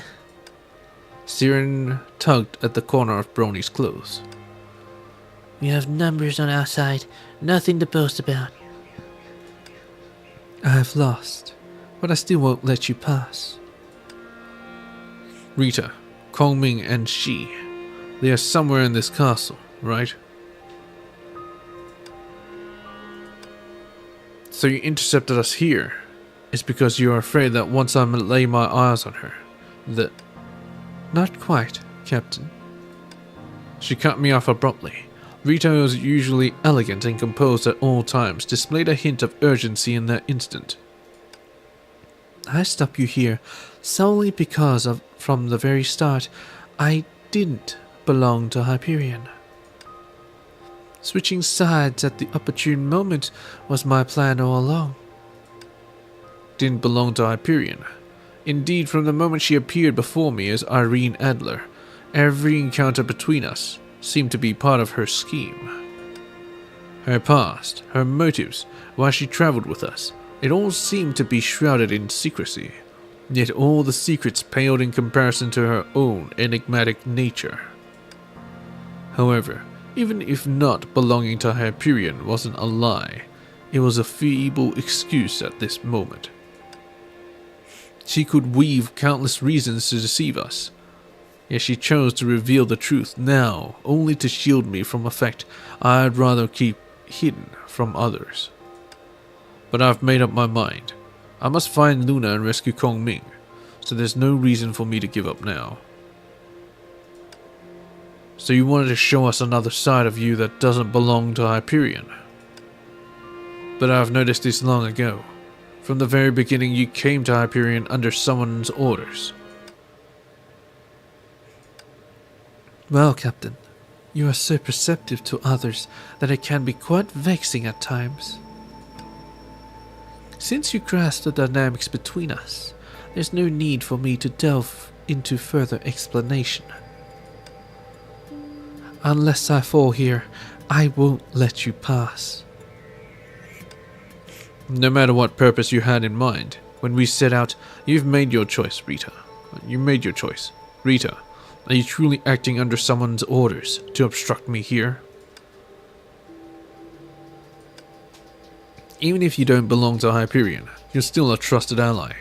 After all, we knew each other long before you set foot on Hyperion. If you're referring to the small favor at the manor, consider it a mere greeting for our first encounter. No, Rita. Our first meeting didn't occur when I projected myself as that novelist. It happened during my initial consciousness mapping, correct? You're the first person who got to know me, aren't you? You witnessed everything that happened to me in Sapphire, so you should understand my determination better than anyone. That's why you're blocking my way, isn't it? Not because you don't belong to Hyperion, but because you already belong to Hyperion. You know me better than anyone else. You know that I'll do whatever it takes to find her and save her. So that's why you don't want me to go any further, right? Seems you've realized it long ago. Now I am the one who is too dull.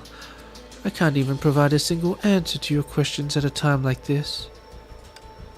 However, Captain, if I were to tell you that from the very first time we met, I already had ill intentions, would you still believe me?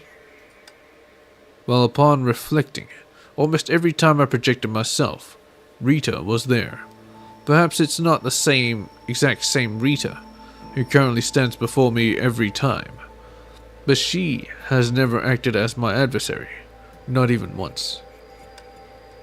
So even now, I still have faith that you are our ally.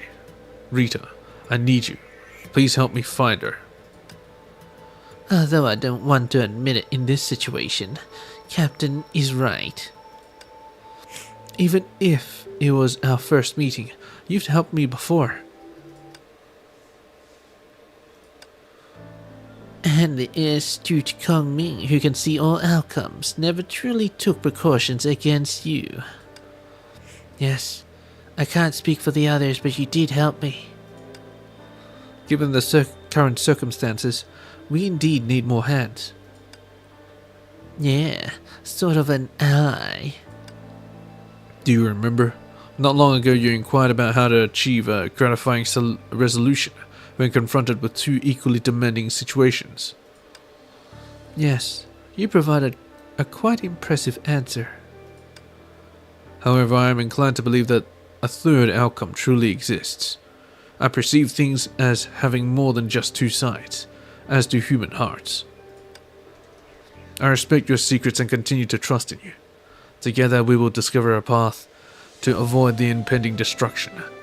I have done it before, so please have faith in me. Well, based on what you have mentioned, it seems that I too am in search of that third outcome, just like you. Rita elegantly lifted her skirt and performed a graceful curtsy, evoking memories of our first encounter, a delightful meeting unburdened by any worries or concerns. Similar to how Master Kong Ming now trusts you, I have never doubted your determination, Captain. It can be quite challenging to change that inevitable outcome. That is why I am here. But it seems like I wasn't necessary. Since you insist on moving forward, then I am prepared to join you and match your determination. Hold on. You've seen Kong Ming? Where is she? Where is she? Rest assured, Captain. Master Kong Ming is quite safe currently, but you must hurry. She entrusted a message to me. The weight of a choice cannot be measured with a scale. Even if neither side's weight can be borne, a choice must be made. But whatever choice you make, I will face it with you. So please hurry. You still have a chance to stop her. So does that mean I should go find Luna immediately? Rita didn't reply. She simply swung her sickle, parting the bushes behind her, and revealing a grassy and overgrown hidden path before us. Let's go, everyone. We're about to meet that lady. Just like that, huh? Rita, a mysterious magic girl. Other than the name Rita, everything about her is a secret. Rita has shown us the way. Do you know the way? Clear. As we continued down the hidden path, I could clearly feel my fatigue. Perhaps everyone had noticed it too, so I tried to be more spirited and energetic. They must have understood my resolve and directed concerned glances at me. My legs grew increasingly sore, and as we approached the tower, my vision dimmed. My mind grew hazy, yet that sharp sensation persisted, as if it was piercing through me. Suddenly, crimson smoke enveloped us, seemingly obstructing my progress. But I cannot stop here. This must be Luna's room. A room that has long held her residence. Homo. She still likes Homo so much. Even though Homo has become old, being washed so many times, its tag and stitching totally worn, you still hold it close to your heart like this. Wait, you... The huge Homo doll was sitting on the couch, its soft and furry body wrapped in delicate arms. Is that you, Luna? I rubbed my eyes to ascertain what I saw again, and then incredulously spoke her name. I saw the girl on the couch tightly hugging Homo, her eyes shut, not responding. Are you alright? Luna, look at me. You... I'm so clueless. Is she still mad at me? Or could it be that she's been through too much on her own, and has exhausted herself? Or maybe, has she been hurt? I'm sorry I'm late. I'll take you to the hospital. You'll be okay just like before. Don't be scared. I'm here with you. Summoning my courage, I reached to hold her hand. A small hand. So cold. Human. I finally heard her call me. I raised my head, and she opened her eyes too. Our gazes met. Not those distinct red pupils, but darkness. Darkness. A deep, nightmare-like darkness. Mysterious voice. Captain. Captain, can you hear me? Captain. Who are you? Where am I? Captain, I'm sure you remember. We're in Miss Luna's castle. It's just that your location is somewhat unique. I must find Luna. Must leave this place. Find Luna. True to your reputation, Captain, your determination is unwavering. However, where is Luna? How do I escape from here?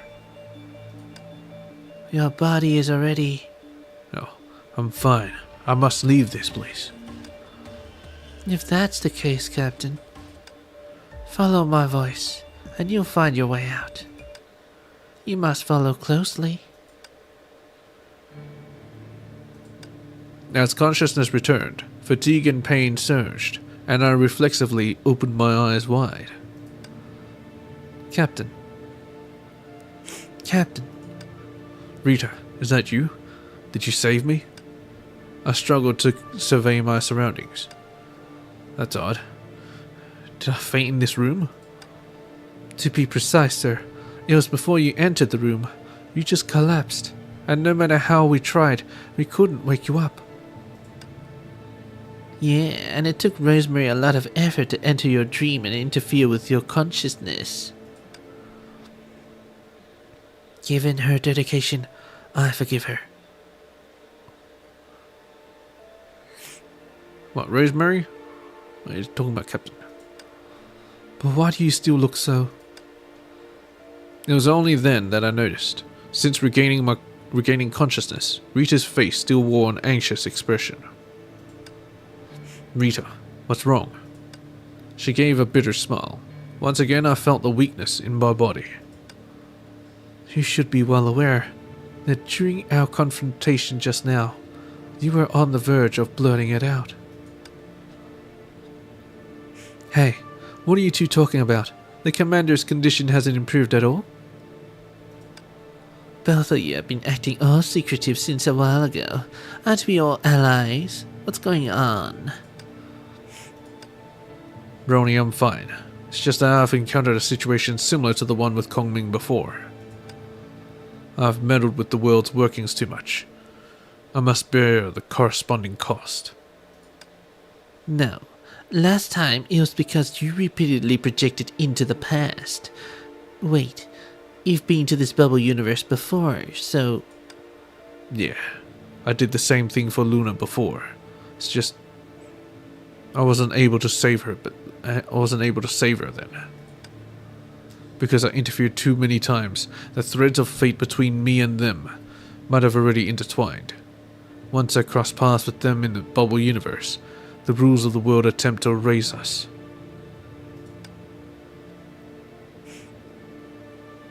So your increasing weakness now is because you're getting closer to Luna? Probably. Why didn't you mention this earlier?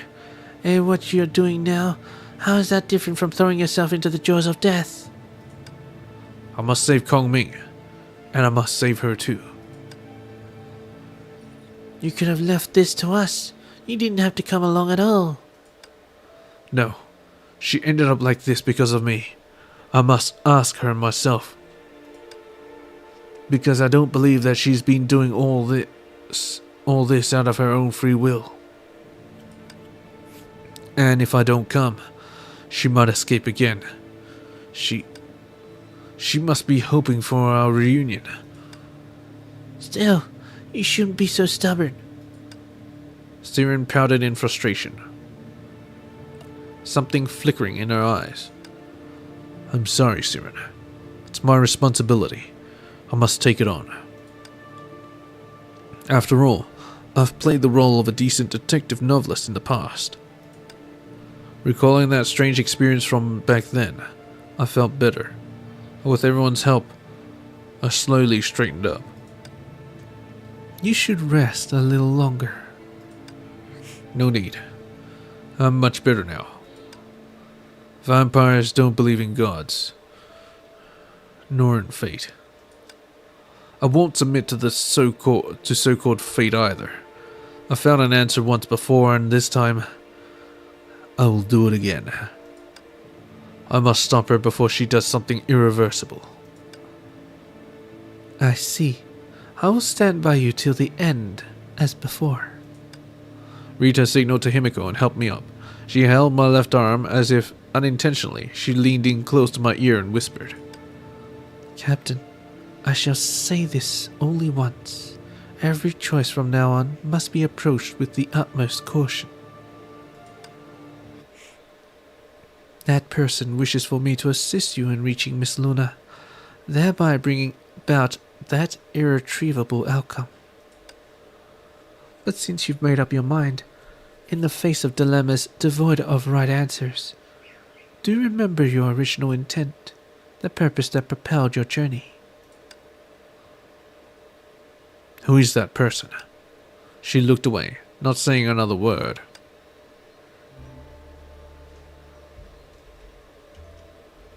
Clear? Hacha!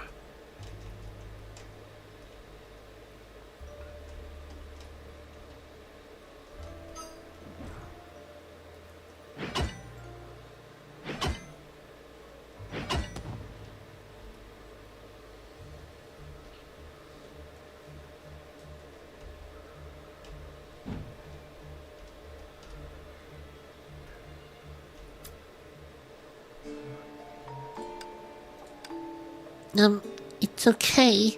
I'm okay. I'm used to pain like this. It hurts the most when the moon turns the reddest. But what I will become doesn't matter. I can hold on. Liar. Sister, when did you come back? How's the mission? You're not hurt, are you? Me? No, I'm fine. You must have misheard something. Well, I sprained my ankle, but I'm feeling better now. Big liar. You see, I'm fine, sister. Why are you looking at me skeptically? I'll never lie to you. Still lying at this moment. Don't worry, you'll be over soon. We will all be free by then. Will this lie really end someday? Will it? Alright.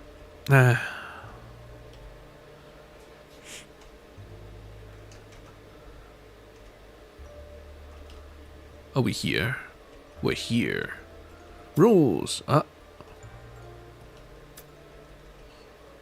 Box is shut tight. Box is shut tight. Smash. Box disappeared. It's supposed to give me loot. What is it doing?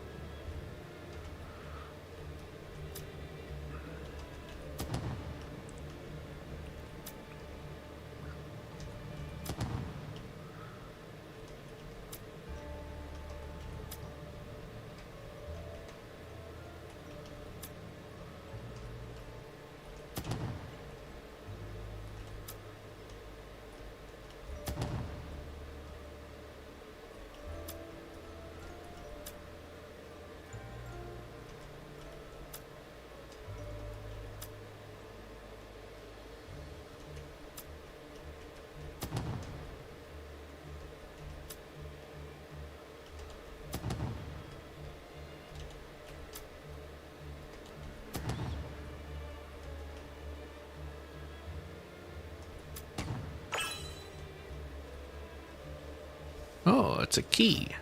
Top floor key. Key to the top of the castle tower.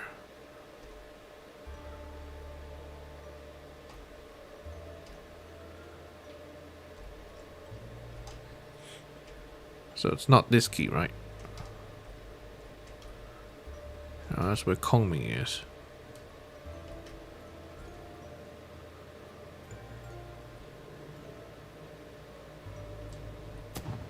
Oh. Portal. Don't mind if I do. What's with these rocks?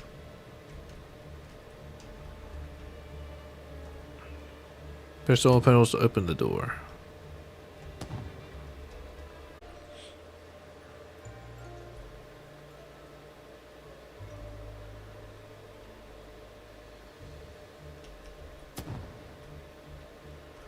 door is open.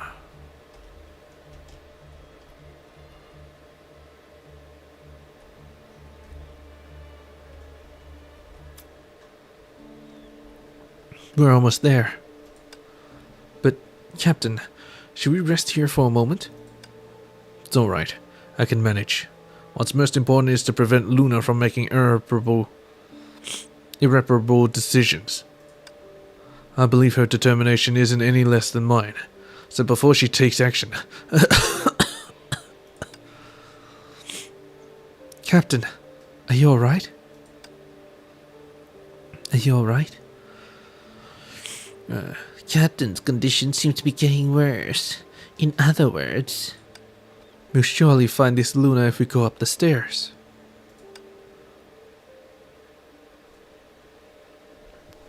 I've been waiting for this moment for too long. Finally, I have no doubt we will take her down. No. I have a request for you. Can I handle what comes next on my own? She wields immense power from the ether anchor now. Rushing in as a group might lead to danger. Besides, our goal isn't to be her enemy, but to persuade her to abandon her plans. But you alone? Let me go with you, Captain. I am the one who should bear the weight of all decisions. If it truly comes to the worst situation, at least I can help you. She gripped her gun, and I understood that the bullets it held were no different from the ones shattering that night. No, Cullen. I understand your resolve now. You've long borne the responsibility of decisions made. And that is what truly matters. At this point, I won't allow her to make decisions by herself. Grant me this chance to speak with her alone. Okay, then I will wait here until you bring her back to us. I will offer my apologies to her myself.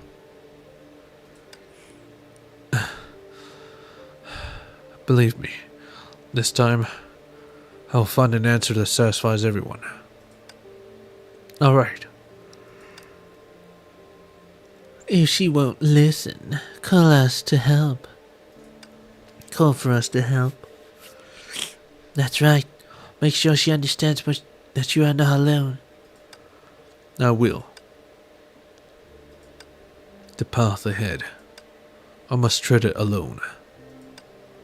Luna. At last. I'm about to meet you. I finally met you. It's time. We're finally meeting. Why have it outdoors? Want to get cold? Stand off against Luna.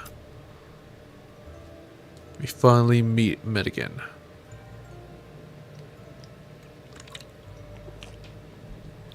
Her.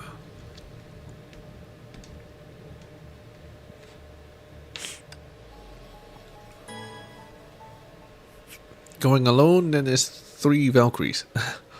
I'm about to meet you, Luna. You sure are persistent. Oh, why is she wearing this? Human, do you like this castle? Luna, I'm here. My toys, those that I like and dislike, seem to fancy you a lot. And my older sister left me for you too. They all left with you. Why are you looking for me now? Amazing. Well done. Did you want to hear something like that?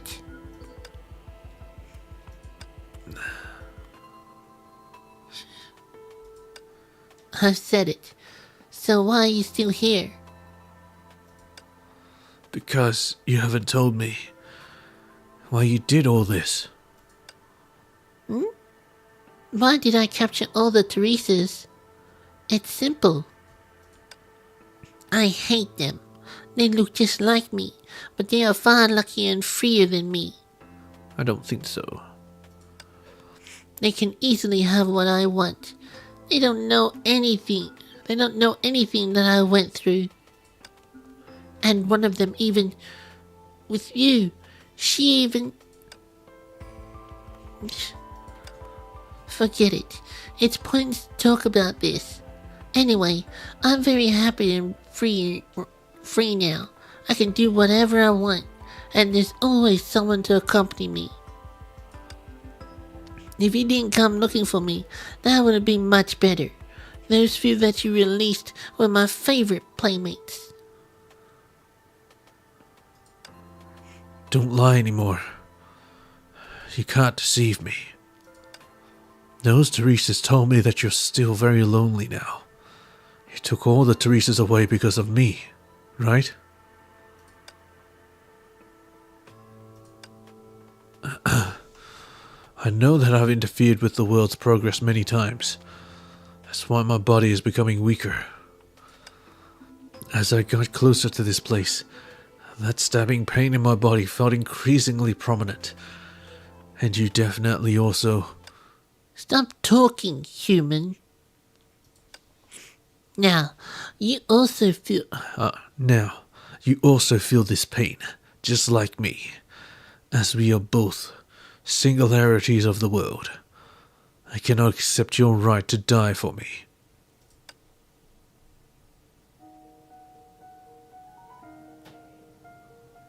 Human, don't be conceited.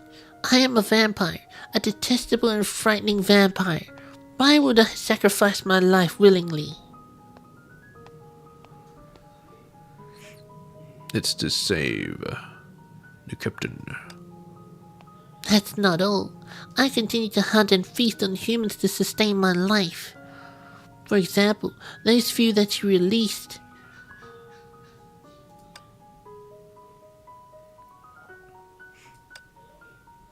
Be it them, or all the Teresas I've met in other bubble universes. You left your bite marks on their bodies, but you've never hurt them fatally. And as someone who controls the ether anchor, you've long lost your thirst for blood. I know very well that you chose to attack. What are you going to make those Teresas do with your vampiric abilities?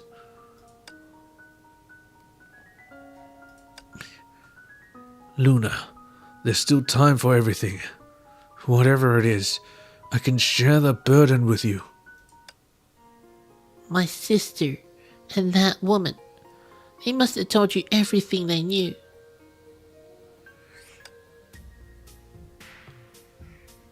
Is this meant to be voice acted? I am a creation that defies all laws in nature. And after I was born, I hurt too many lives. But in reality, I don't care about all that. I just want to get something. My wish. I don't care about the universes. As long as I can fulfill my wish, they can disintegrate for all I care. I only care about... So, you can keep your self-proclaimed kindness and get out of here quickly. That'll be best for us both. This concerns the both of us. I definitely won't leave you alone. No matter what happens, I'll face it together with you. Both of us? A vampire only cares about herself. You and all those Teresas are merely toys to me. But it's fine if you want to stay. I'll get rid of all the Teresas now. You can witness that self-absorbed Kongming vanish. You won't. I've said it before, Luna. You cannot deceive me. You don't want to do that at all. Is that so? Admit it. We are the same. We've been anticipating our reunion. You can hear it too, right? Even though our bodies have weakened so much, our hearts are beating heavily. Human, you're really good at saying things that you shouldn't say. If you say that, you'll make me waver in my painstakingly gotten determination. Succumb, and hold my hand. Release the remaining Teresa's, and I won't let you make the choice alone.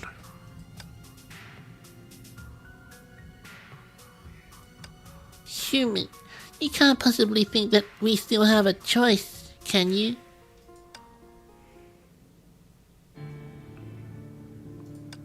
I abruptly fell into terrifying darkness. An agonizing pain started from my chest and quickly spread across my entire body. Human, your condition is deteriorating rapidly. If you didn't come looking for me, perhaps we wouldn't be in so much pain. But now, unless you resolve to act, everything will be too late.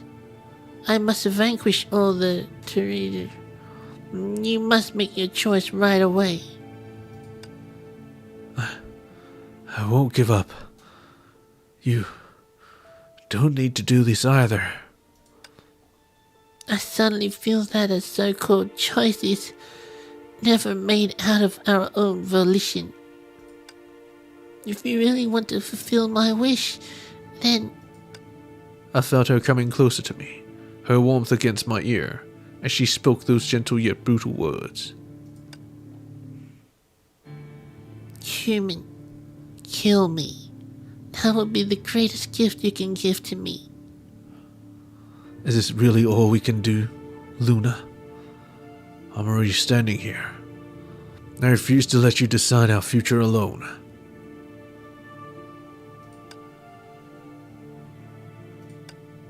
A sea of darkness consumed my vision, and even dominated my sense of hearing and touch. I struggled as much as I could, and fumbled around in the endless darkness. I must hold that hand. I understand how you feel, but I cannot accept it. Absolutely not. If you're looking for that gun and that bullet, I regret to tell you that I had returned them to Cullen before coming up here. Because I don't intend to sacrifice anyone this time, be it you or me.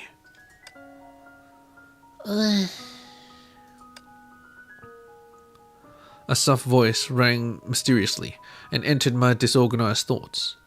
My senses suddenly returned to normal, or rather, they became sharper than ever.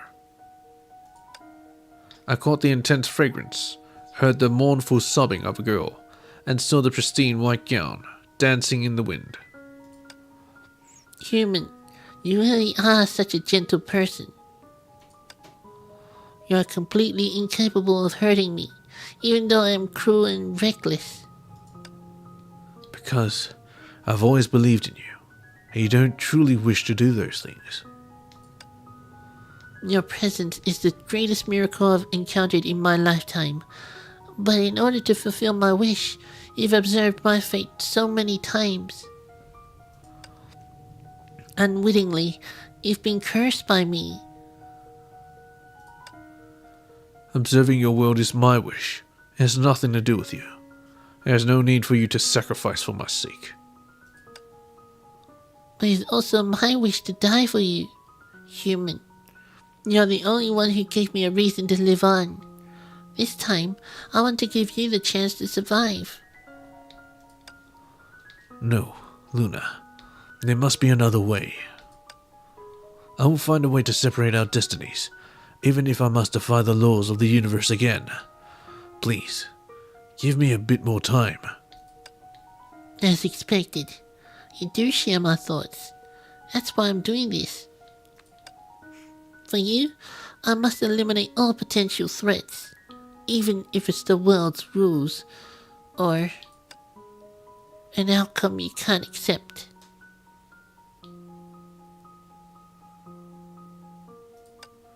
Wait, what are you going to do? I reached out my hand, trying to grasp the tender, delicate wrist of the girl, but... Luna! My hand passed through her arm and made no contact. What have you done? Why? Human, though it pains me, it's time to bid farewell. If I do not disappear, you'll definitely try to change everything through consciousness mapping again and again. Well, that's too perilous. I don't want you to risk it again for me, so...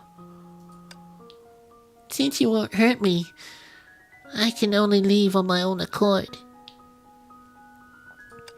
No. No. Stop. Don't worry about me. I've long prepared myself for this moment. Even without that bullet, I found a way to vanish on my own terms. However, at this moment, knowing that you discarded that gun from the start, I'm truly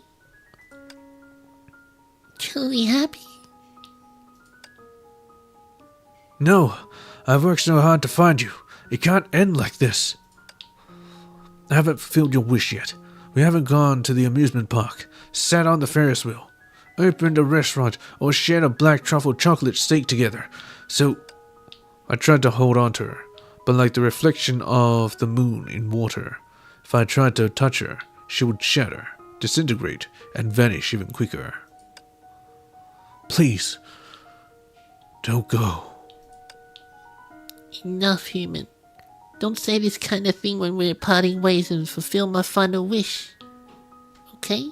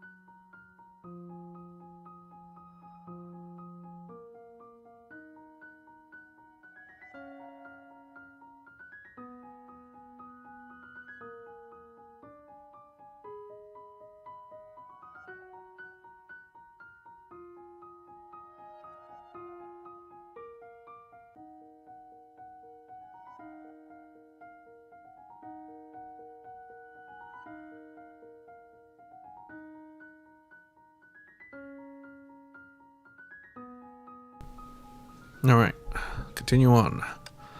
What? What are you saying? Tell me, do I look pretty today? Yes. Your white dress complements the moon tonight. It's wonderful to know that you've noticed. Though erasing me from your memory might be better for you, I just couldn't resist putting on this gown. And I have no regrets. I must depart now, back to the place where I should be. It must be like a storeroom, cluttered with odds and ends, containing many, many versions of me.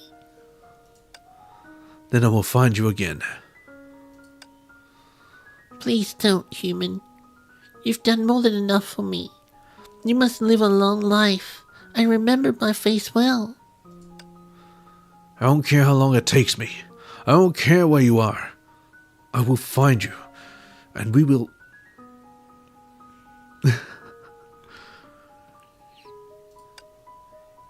Thank you for staying with me for so long. I'm truly glad.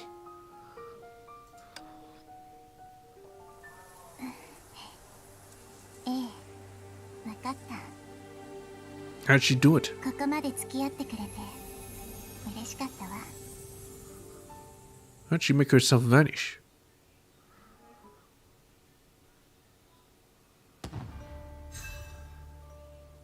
Proof of the Blood Moon. Complete main mission meet. Any realm of wonders. Chapter 3, opening notice. Reach level 25 and wait. What? I got my hammer.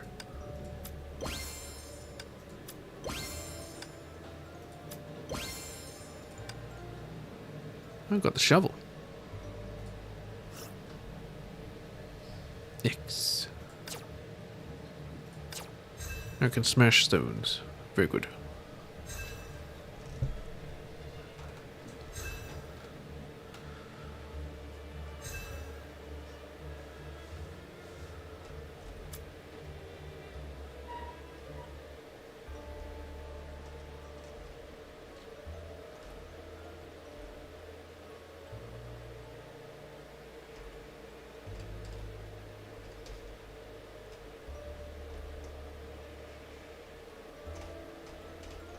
Alright, what can I do with this?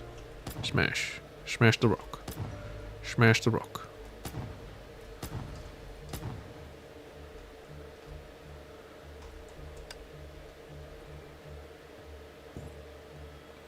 What?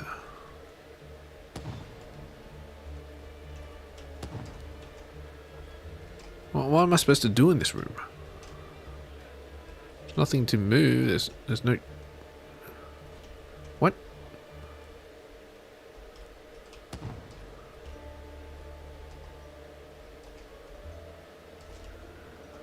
Oh, well, whatever.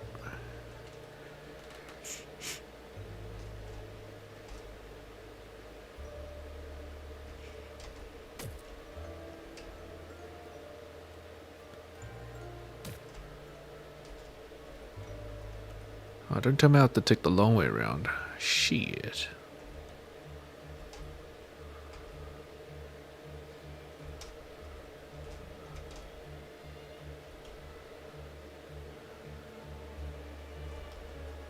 Secret castle gate.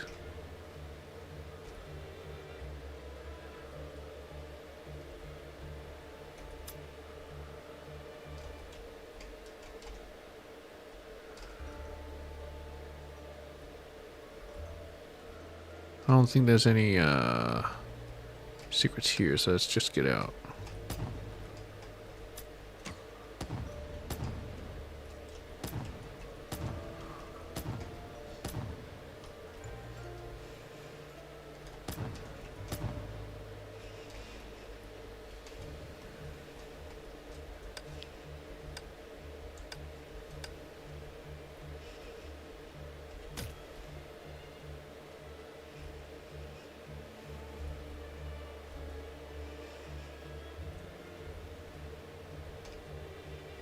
No. Pino? Pino. Pino. I guess I talk to Pino. Hello. A peculiar bat was struggling to carry chunks of fallen stones from the castle walls. Phew. Come on. Why is there so much garbage than usual? That's weird. What's this bat doing? Oh, there. Do you need help? I am Piano. It's awful. There's so much rubble and garbage all over the castle. I just can't stand it. So you're trying to clean up the rubble? Exactly. Only after cleaning this place up can we restore the castle to its former and pristine glory, just like the master's blueprint. Master? Yes, this castle's master. She offered me this stable job, so I didn't have to worry about life's necessities. I can't thank her enough for that. Is that Luna? She told me she wanted a castle just like the one she saw in the fairy tales. Beautiful and magnificent. A place where she and her sister could reside in happily and freely. Sounds very much like her. And wait for the knight who hasn't forgotten his vow to fulfill his promise. What a beautiful wish, isn't it? For the master's sake, I must work harder. Enough chit-chat. For some reason, the castle's been absolutely covered in garbage lately. Come on, help me out. I started with something, then I completely forgot it. Smash the rock. Is it not done yet?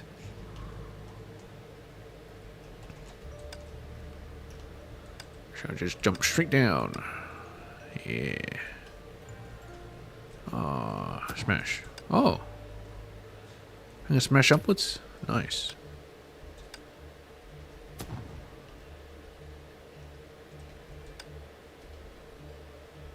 Oh.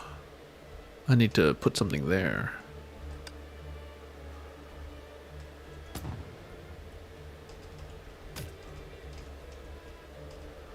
Oh, this is gonna take them all.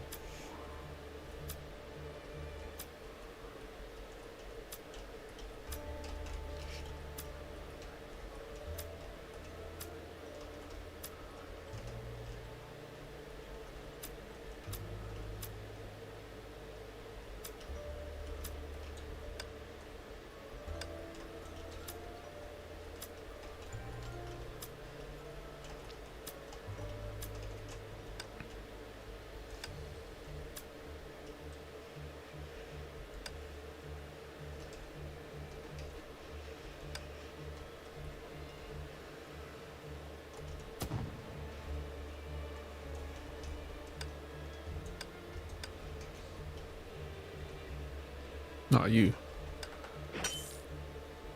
Okay. Dang it.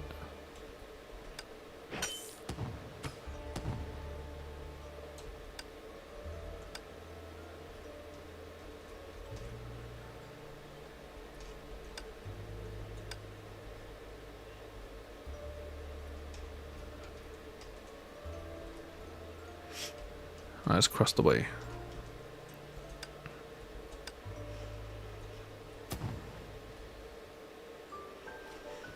Garbage, garbage, garbage all around. Littering monster. A giant monster was dumping rubble and dust everywhere on the grassy field ahead. So that's why there's been so much garbage. It was you. Who are you? How dare you mess with me? Looks like this litterbug's in for some much needed punishment. Littering is a punishable offense. Good to know. Prepare. Start. How dare you litter? デートでもしましょうか。ついてこれますか。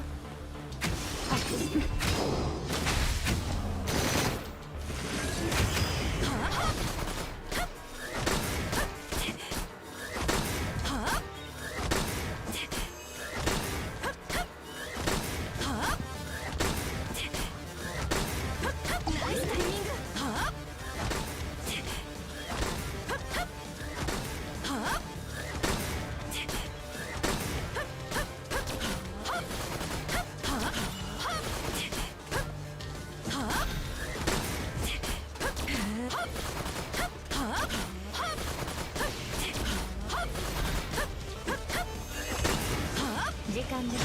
ついてこれば。準備できます。ささやきなさい。ロッ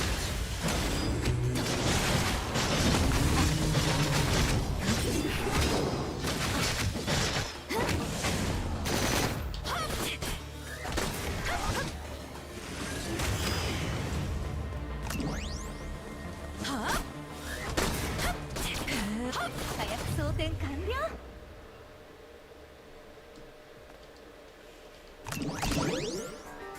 人類の盾、簡単に破れはしないわ。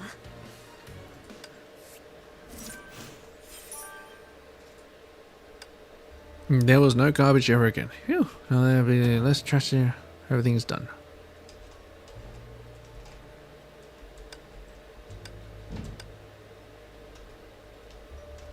Oh shit in the back.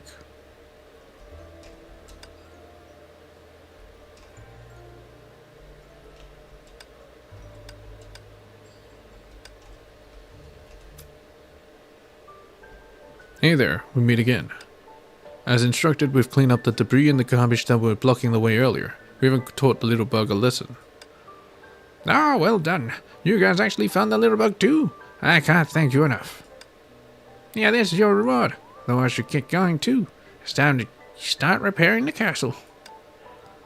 When the night finally comes for Master, everyone will definitely celebrate and enjoy.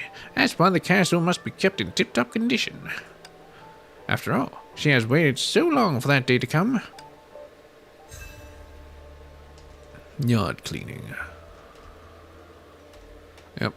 His voice kept changing. But, you know, it's to be expected.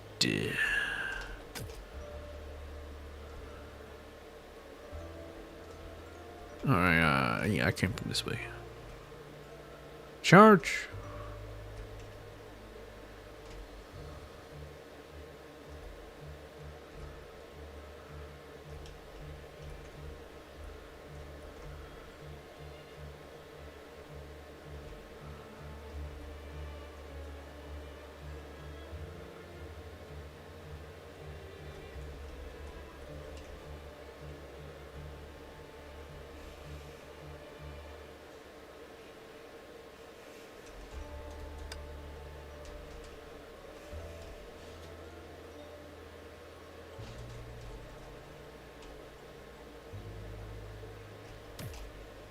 Oh, nice.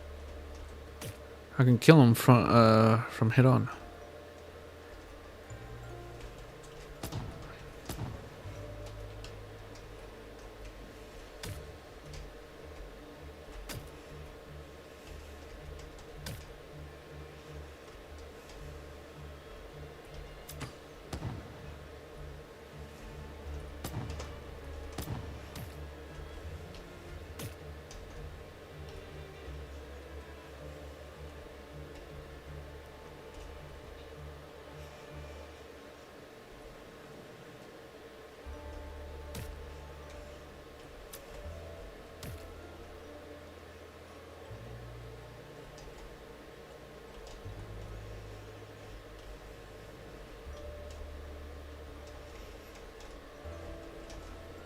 Wait, unlock.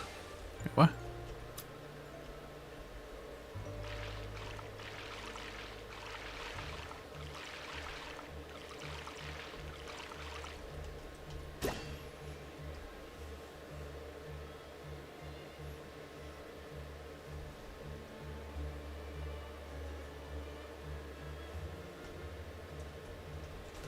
No, you know, I'll just teleport to the start.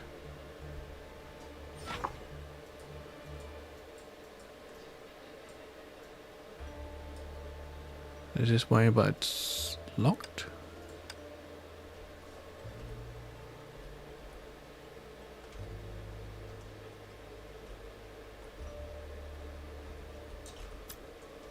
Don't have the key.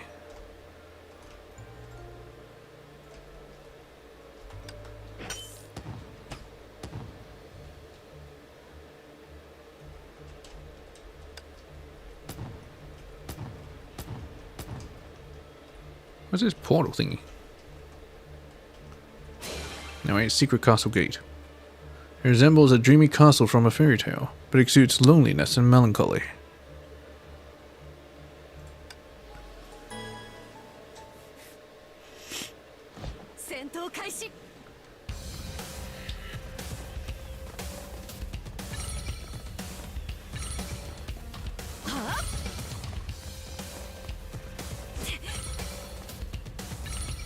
Okay. These ones seem to hurt.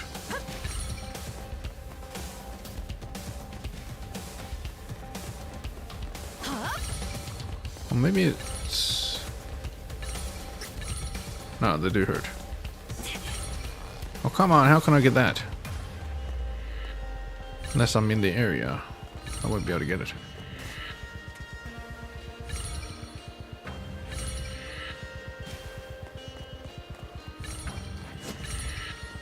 Whew, just caught it. Well, it's not particularly difficult, it's just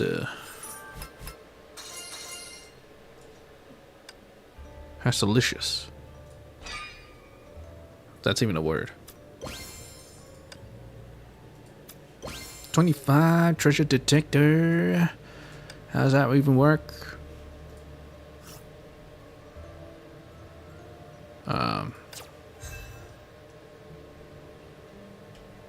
Thank you for staying with me so long. I'm truly glad. Starting the next thing, huh? Luna! She vanished before my eyes. The already eerie and frigid castle fell into complete silence. Everything was gone. The scene before me grew crystal clear, yet I could no longer find any trace of her existence. Only a crystalline fragment lay upon the stone floor, bathed in moonlight that refracted into shimmering brilliance. Is this what she left behind? Person in black robe. Good. We've arrived at the right moment. Who's there? Following the direction of the voice, I noticed a colossal ship moored by the castle's terrace. Hyperion? Before the cabin door stood a figure in a hood, accompanied by a familiar girl. Delta? Apologies, Captain. Delta stepped in front of me, and I saw another person take a few steps, bending over to pick up the fragment. I knew it. A-872. You're quite the trickster. Put that thing down. Calm down, Captain. Delta, you... I got up suddenly, stumbled a few steps, and finally lost my footing, ended up on the ground. Then a strong force pressed down on my shoulder. I looked up and met Delta's cold stare. Told you, Captain. Calm down. Don't just rush in. You're no match for that person. You still want to keep chatting with your new buddy, Delta. But with matters like this, you could offer the captain a little insight. Like, they're all self-centered, leaving indelible scars on their loved ones while chasing their own satisfaction. Don't worry, time heals everything.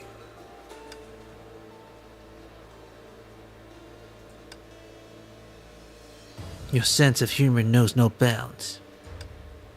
Alright, since you don't think it's funny, let's hit the road. All the Teresas vanished along with A-872. We've been waiting for this moment for so long. Can't just let it slip away. Huh? A shiver crawled up my spine. Why are you looking so surprised? Didn't you know this already? A-872 used the ether anchor to crack open the seams linking different worlds, wiping out all the Teresas, including herself.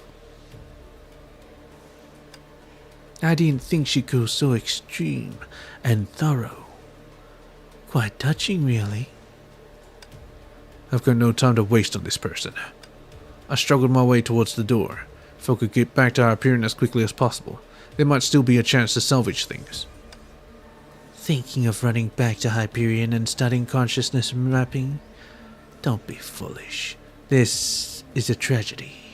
When the curtain falls, is there really any possibility of turning the tide? Moreover, consciousness mapping doesn't change a thing. It merely gives you the qualification to be an observer, not a savior. Why do you know all this? You rely too much on consciousness mapping, to the point that in the face of a genuine dilemma, you're always imagining a third option appearing. But no matter how many times you choose, the outcome remains unchanged. The only thing we can rely on is ourselves. What's impossible won't become possible just because you say, I can do it. You're just repeating attempts over and over again, traversing through pain. Who are you? Really? I've been through this situation countless times. It's you. It's me. It's the captain. Which is why I'm here to advise you, to suggest facing reality and giving up sooner. I don't know what you're talking about or what you've been through, but even if you're stronger than me, I won't give up. Even if the old Jew and I were at the same crossroads, we were two different types of people. I would take a different path. Is that so? What a shame. That's enough talk. Let's go. Well, Delta, you're absolutely right. So, farewell, my friend. I hope you can indeed find your own path. Just like you said. You... The one in black swiftly walked into the murky shadows of the night. Once ensuring I wouldn't catch up, Delta promptly followed. Luna, Kongming, and all the Teresas have vanished. And the reason for all this is because of the captain, me. Captain? Brony's concerned voice pulled me back from my scattered consciousness. It turned out I was back in the castle. Captain, what on earth happened up there? In an instant, all the Teresas disappeared. I failed. Luna erased herself, along with all the Teresas. They're all gone. What are you saying? Callan sat on the ground in a daze, taking a while to recover her senses. I'm sorry. I was just in shock. I should have anticipated her plan. Oh no. Then Miss Kongming and the Ark City. And Terry. Captain. She kept away from me all this time, capturing and imprisoning Teresa's from various bubble universes, connecting her life to theirs. Darn it. Why didn't I figure out sooner what she was up to? My body's discomfort appeared even before we arrived at Sapphire. Even if we take Luna to Hyperion, we're still not safe. After all, she killed me with her own hands. We not only faced the constant threat of pursuit within the boundaries of those rules, but also the looming fate of rapidly approaching annihilation whenever we came into close proximity with one another.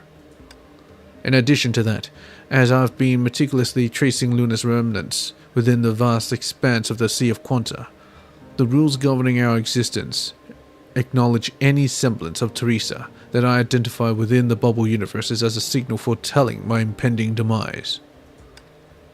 Any bubble universe I've pinpointed, whether I've personally set foot in it or not, will be affected by those rules. That's why those Teresas encounter all sorts of trouble, and that's why Luna chose them as targets to link with herself. The Sea of Quanta is vast beyond imagination. The bubble universes I've identified are merely a drop in the ocean. The incidents occurring within them can't cause any ripples, which is how this unbelievable plan can proceed smoothly. At this moment, I finally understand the different mysteries that have haunted me, but it's all too late. I'm sorry.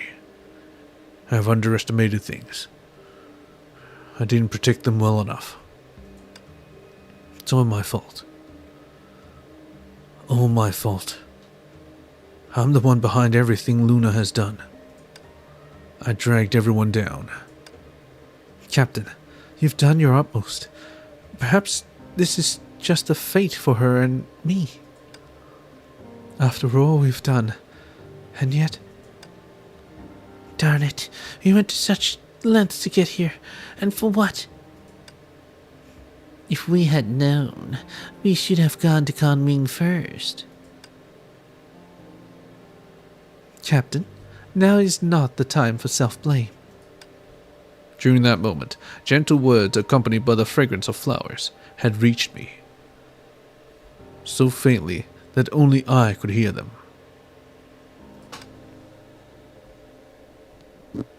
If you don't pull yourself together soon, it might really be too late.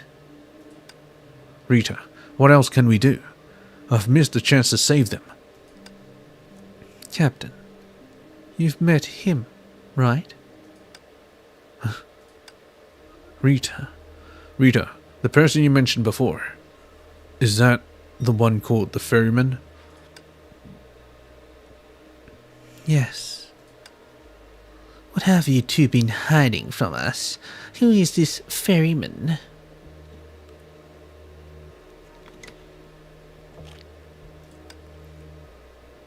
It seems Luna was working with that guy before, and he even gave her an ether anchor. With that power, both she and I could freely travel through the Sea of Quanta. When Luna disappeared, she did leave behind an ether anchor. The ferryman appeared around that time and reclaimed it, and Delta was with him. Darn it, Delta. Delta. Rita, earlier you said he wanted me to meet Luna. What's his motive?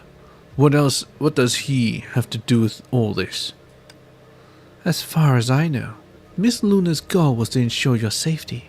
With his help, she roamed within the floating bubble universes on the surface of the sea, marking different Teresas. And that person, using Luna's actions, compelled her to gather ether anchor for him. So, have you known him for a long time?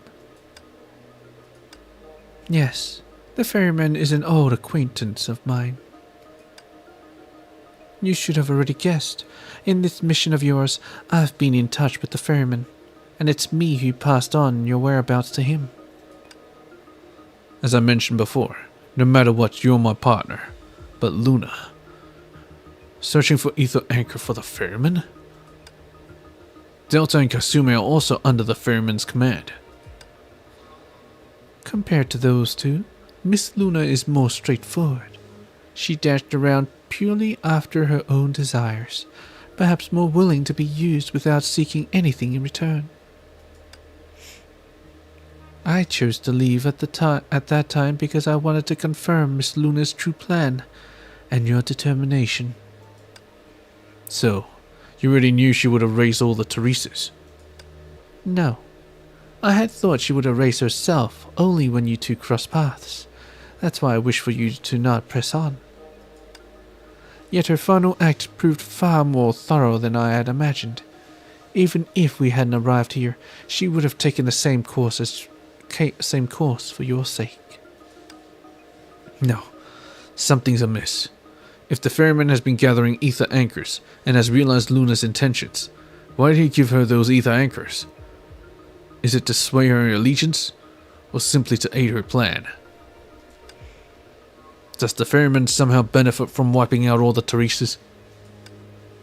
I really have no idea. He's a lot less talkative than before. How can I put it? Rosemary, he distrusted you early on, right? It's possible, but knowing him, rather than distrust, it's as if he knew the heavier his burdens, the less he'd be understood. The energy born of vast ether anchors.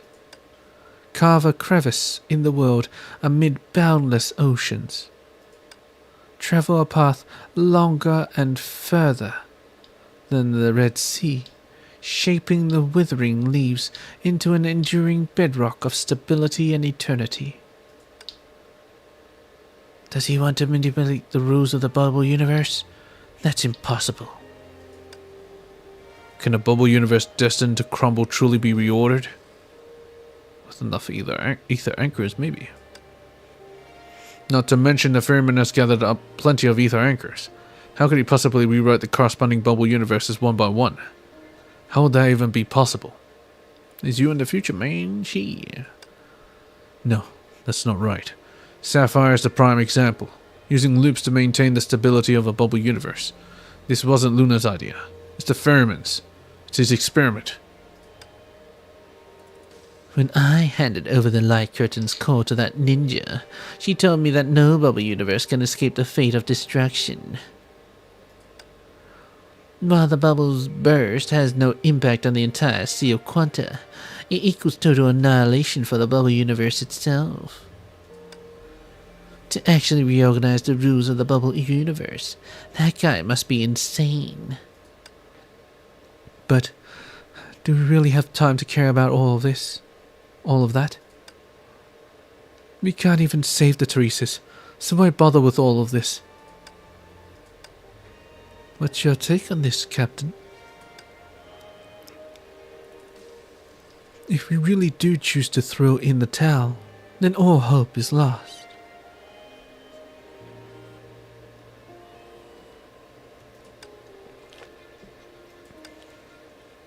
Right. I'm just not willing to accept such a horrible ending. Reader's choice to spill the beans now. There's gotta be some reason behind it. Gotta think this one through. The Ferryman's plan. What on earth is his connection with the Teresa's? What's the endgame? Supposing that burning ether anchor really packs enough punch to rewrite a bubble universe's rules. Before all that, we've got to string together bubble universes matching the corresponding ether anchors. But ether anchors themselves can't do this. So the Ferryman's been waiting on Luna to be the launch pad, using the rules rejection of me and him to erase every single Teresa linked to her in an instant. Suddenly the fates of those bubble universes are intertwined. The Ferryman's trying to use Luna's connection with the other Teresas to poke a hole in the world rift. So he's going to swipe the ether anchors of all those bubble universes I've flagged.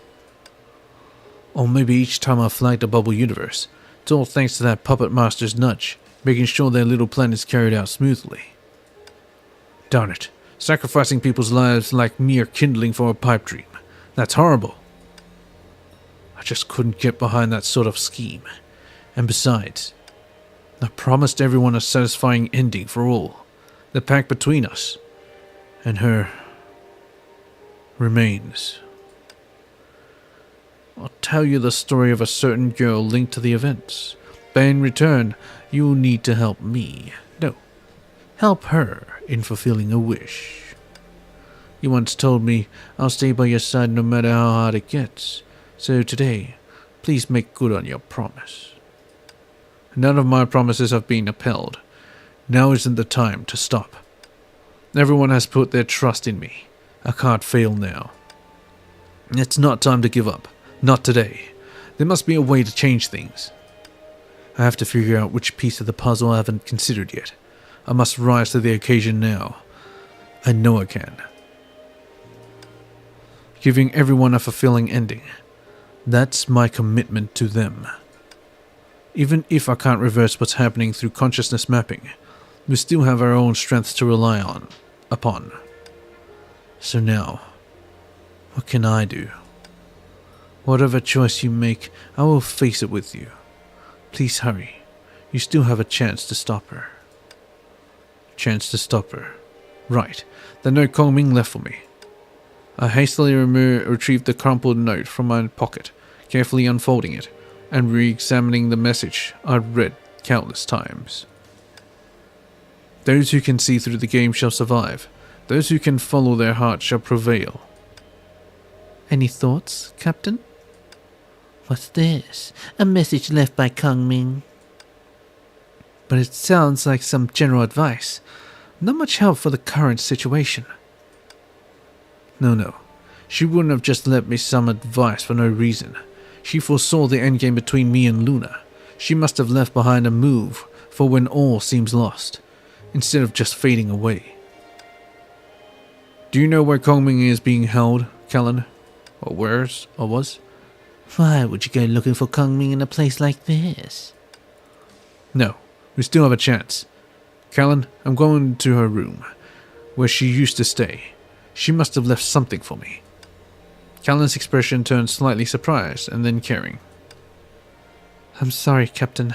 I really wish I could help, but I don't know where the person you're talking about is being held. It's all right, Callan. I know where Master Kongming is held.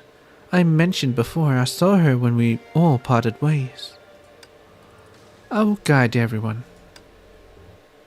This situation hasn't gone according to what I had hoped. I'm still not ready to give up just yet. I believe that even until the very end, Kongming feels the same. There must be something I can do. Can't give up now. It's not time to throw in the towel yet. Yes.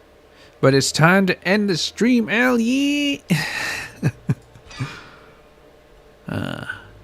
Maybe I'll go exploring a little bit first. Nope. Map. The Burbs. Castle.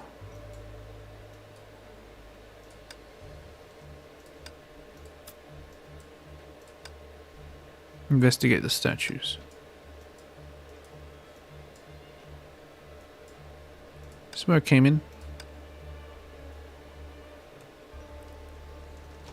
Yes.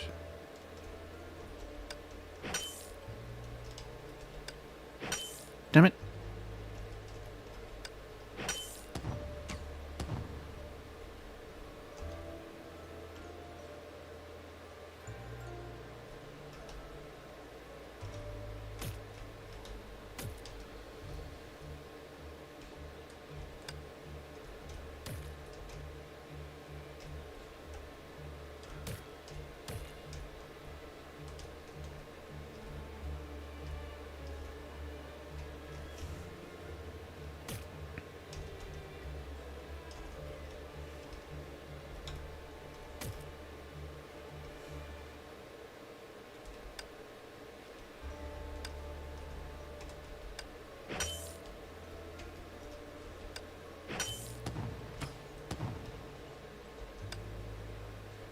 Why does this look like a puzzle? Yeah, it's probably not a puzzle, right? That's improbable.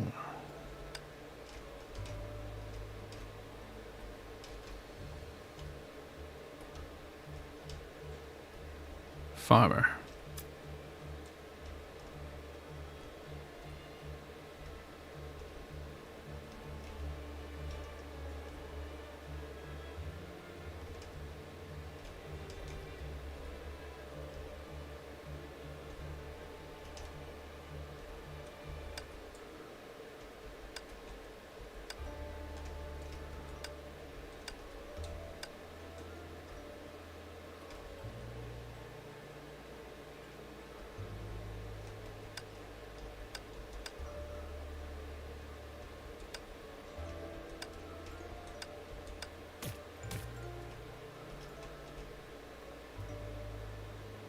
Do not miss anything here. Doesn't seem like it. Oh.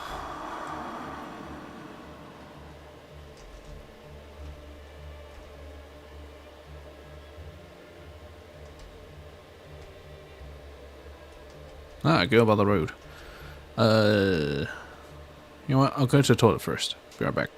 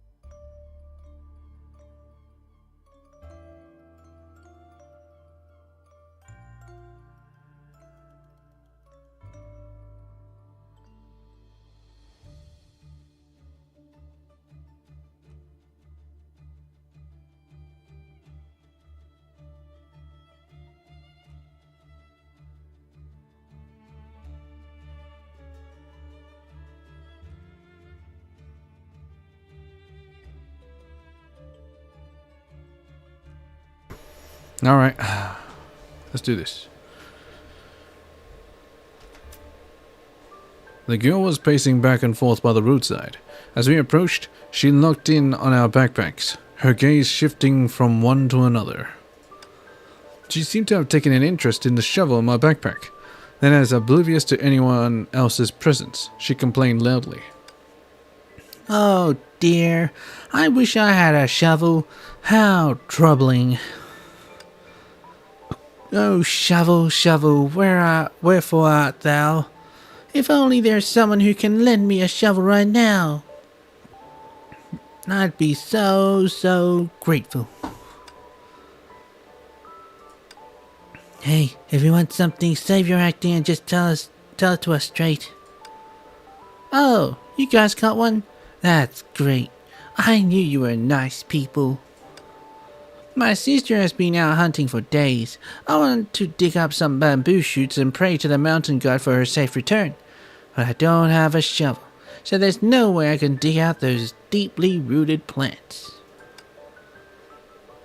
Here, happy digging. Brony took out the shovel from my backpack and handed it to the girl, yet she instinctively flinched away. Oh, I'm sorry, but anything heavier than a pair of chopsticks is just too much for my delicate arms. Can you please help me dig out the bamboo shoots? Huh? Who the heck do you think you are? No, I suppose I have no choice. If you all would help me, I can return this favor with treasures from the mountain. Please, I really need those bamboo shoots. Looks like she really needs help. Why don't we give her a hand? Yeah, I suppose it's not a big deal. Besides, we can't just leave her here alone, can we? So that's a yes? Hooray, thank you. The bamboo shoots are over there. With a shovel, I'm sure you'll dig them up in no time. I need 5 of them. Once you're done, please place them in the altar over there. The girl darted off in a flash, as if afraid that we'd change our mind. Why can't we just change our mind now? What an energetic girl. I think she's hiding something from us. The treasure. I think so too. But it's just digging up a few bamboo shoots. We'll find out what all this is about sooner or later. Maybe she ain't a gun, let's dig it up.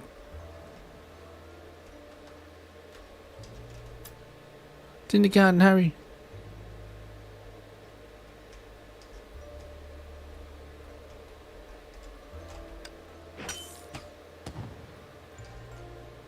Dug up a bamboo shoot. Watson, please help me dig up 4 more bamboo shoots on the mountain.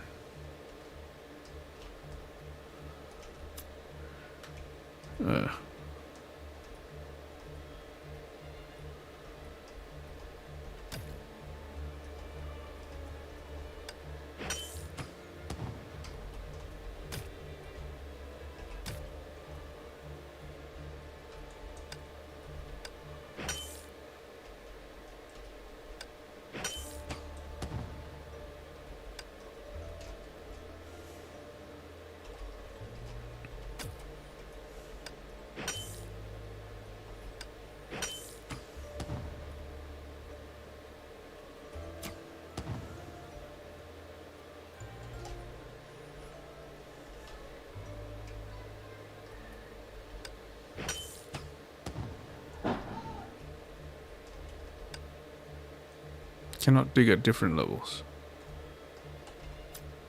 That's enough. Thank you. Please come with me. The prayer space is about to begin. There's bamboo shoot gone at the altar there.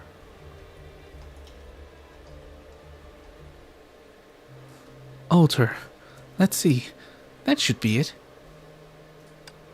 I guess we just have to put the bamboo shoots here. I placed the bamboo shoots before the altar. The instant it hit the ground, I thought I heard a howl. Huh? Wait, this doesn't feel right. Traces of monster activity. What did you do?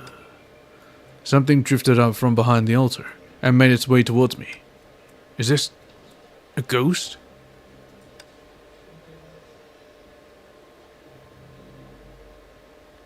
How'd this happen? I wouldn't move a step forward if I were you. Captain, be careful. Looks like it's going into a frenzy. Go away. I'm gonna show you what a real magic girl can do. Those who die with regrets wander here forever.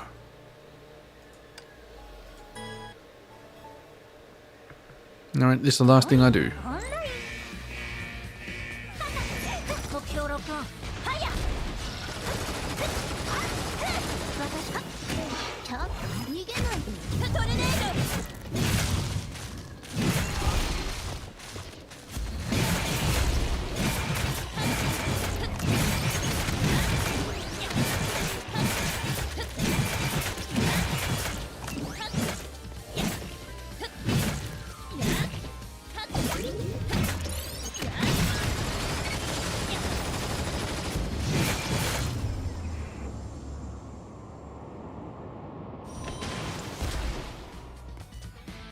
ねえ、私の活躍はどうですか？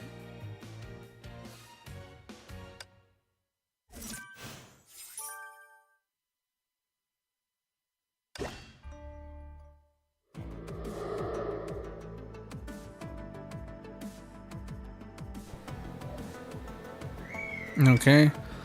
Where did it come from? Wait, please don't hurt her. Out of nowhere, the girl popped out, stretched her arms wide and stood between the ghost and us. That's a monster. Stand aside. The girl shook her head vehemently. Her voice trembled with a mixture of fear and defiance. Are you trying to protect the monster? Do you have any idea how dangerous that is? No, it's not like that. Please wait. Siren, hold on. Siren, at least let her explain. Yeah, let's give this girl a chance. I don't think she means us any harm. I remember now. This is my sister. Huh? Please don't hurt her. Please. I beg of you. Wait, this monster is your sister? She wasn't always a monster, but she turned into this because of me. It was all my fault. What in the world happened? Explain yourself clearly. I always dreamed of seeing the outside world. Because of that, my sister and I ran away from our village. But the outside world was more dangerous than we could imagine. We ran into a horrible monster, and my sister, while trying to protect me, she was killed. It was all my fault. That was why I begged and prayed to the divine statue not to take my sister away.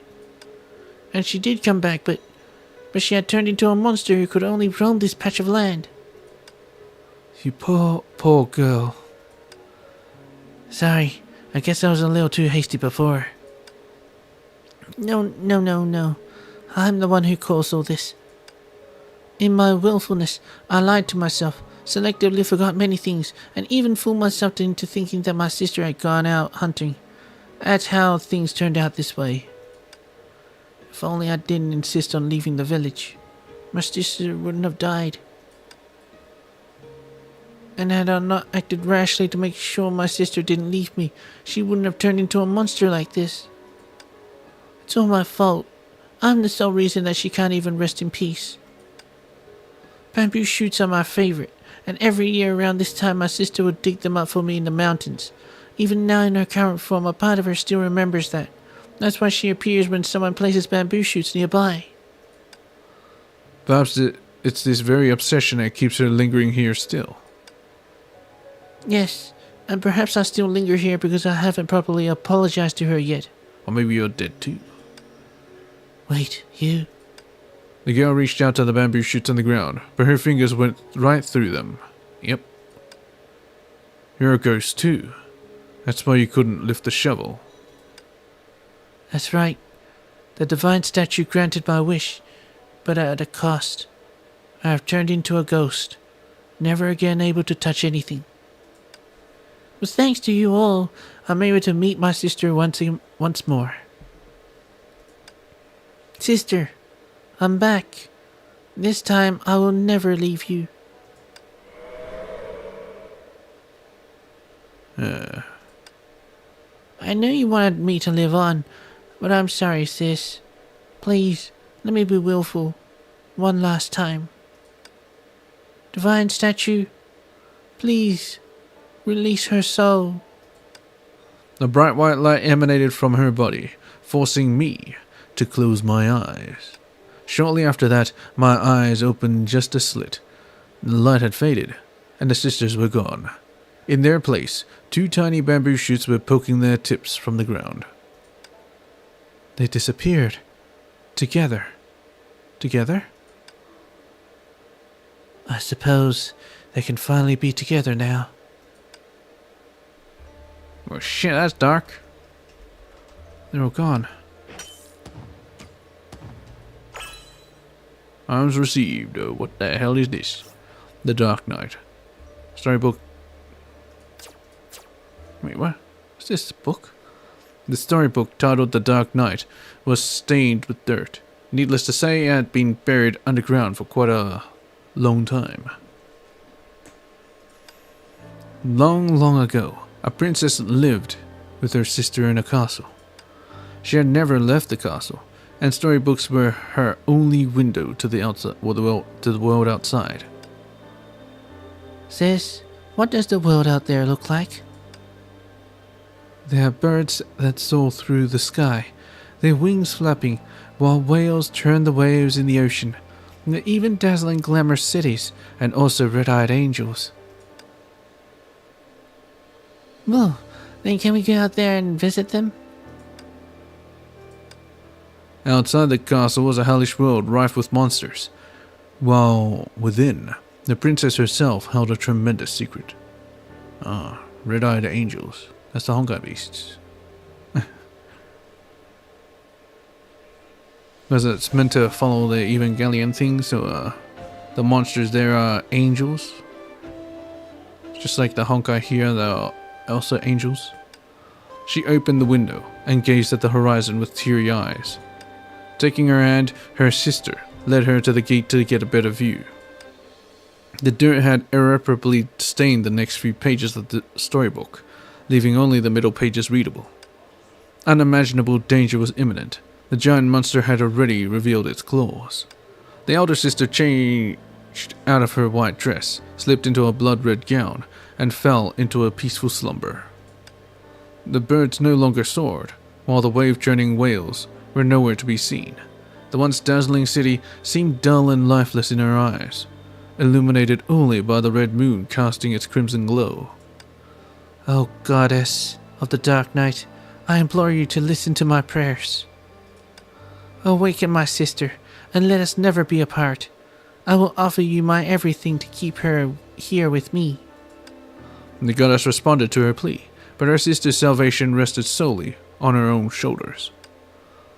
You must cross the clear stream, traverse the peaks, and gather that one drop of morning dew on the petal at the cliff's edge. Do not hesitate. Do not fear. Set forth now and you surely succeed. By the time she awakens, you will have grown up.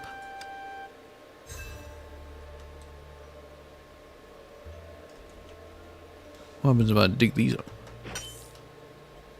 I guess not. What happens if I dig up the statues? You know, dig up due to obstacle. Okay. Well, that has to do it. I hope you guys enjoyed.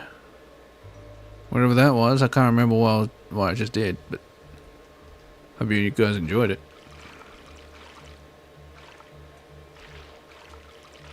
Yeah.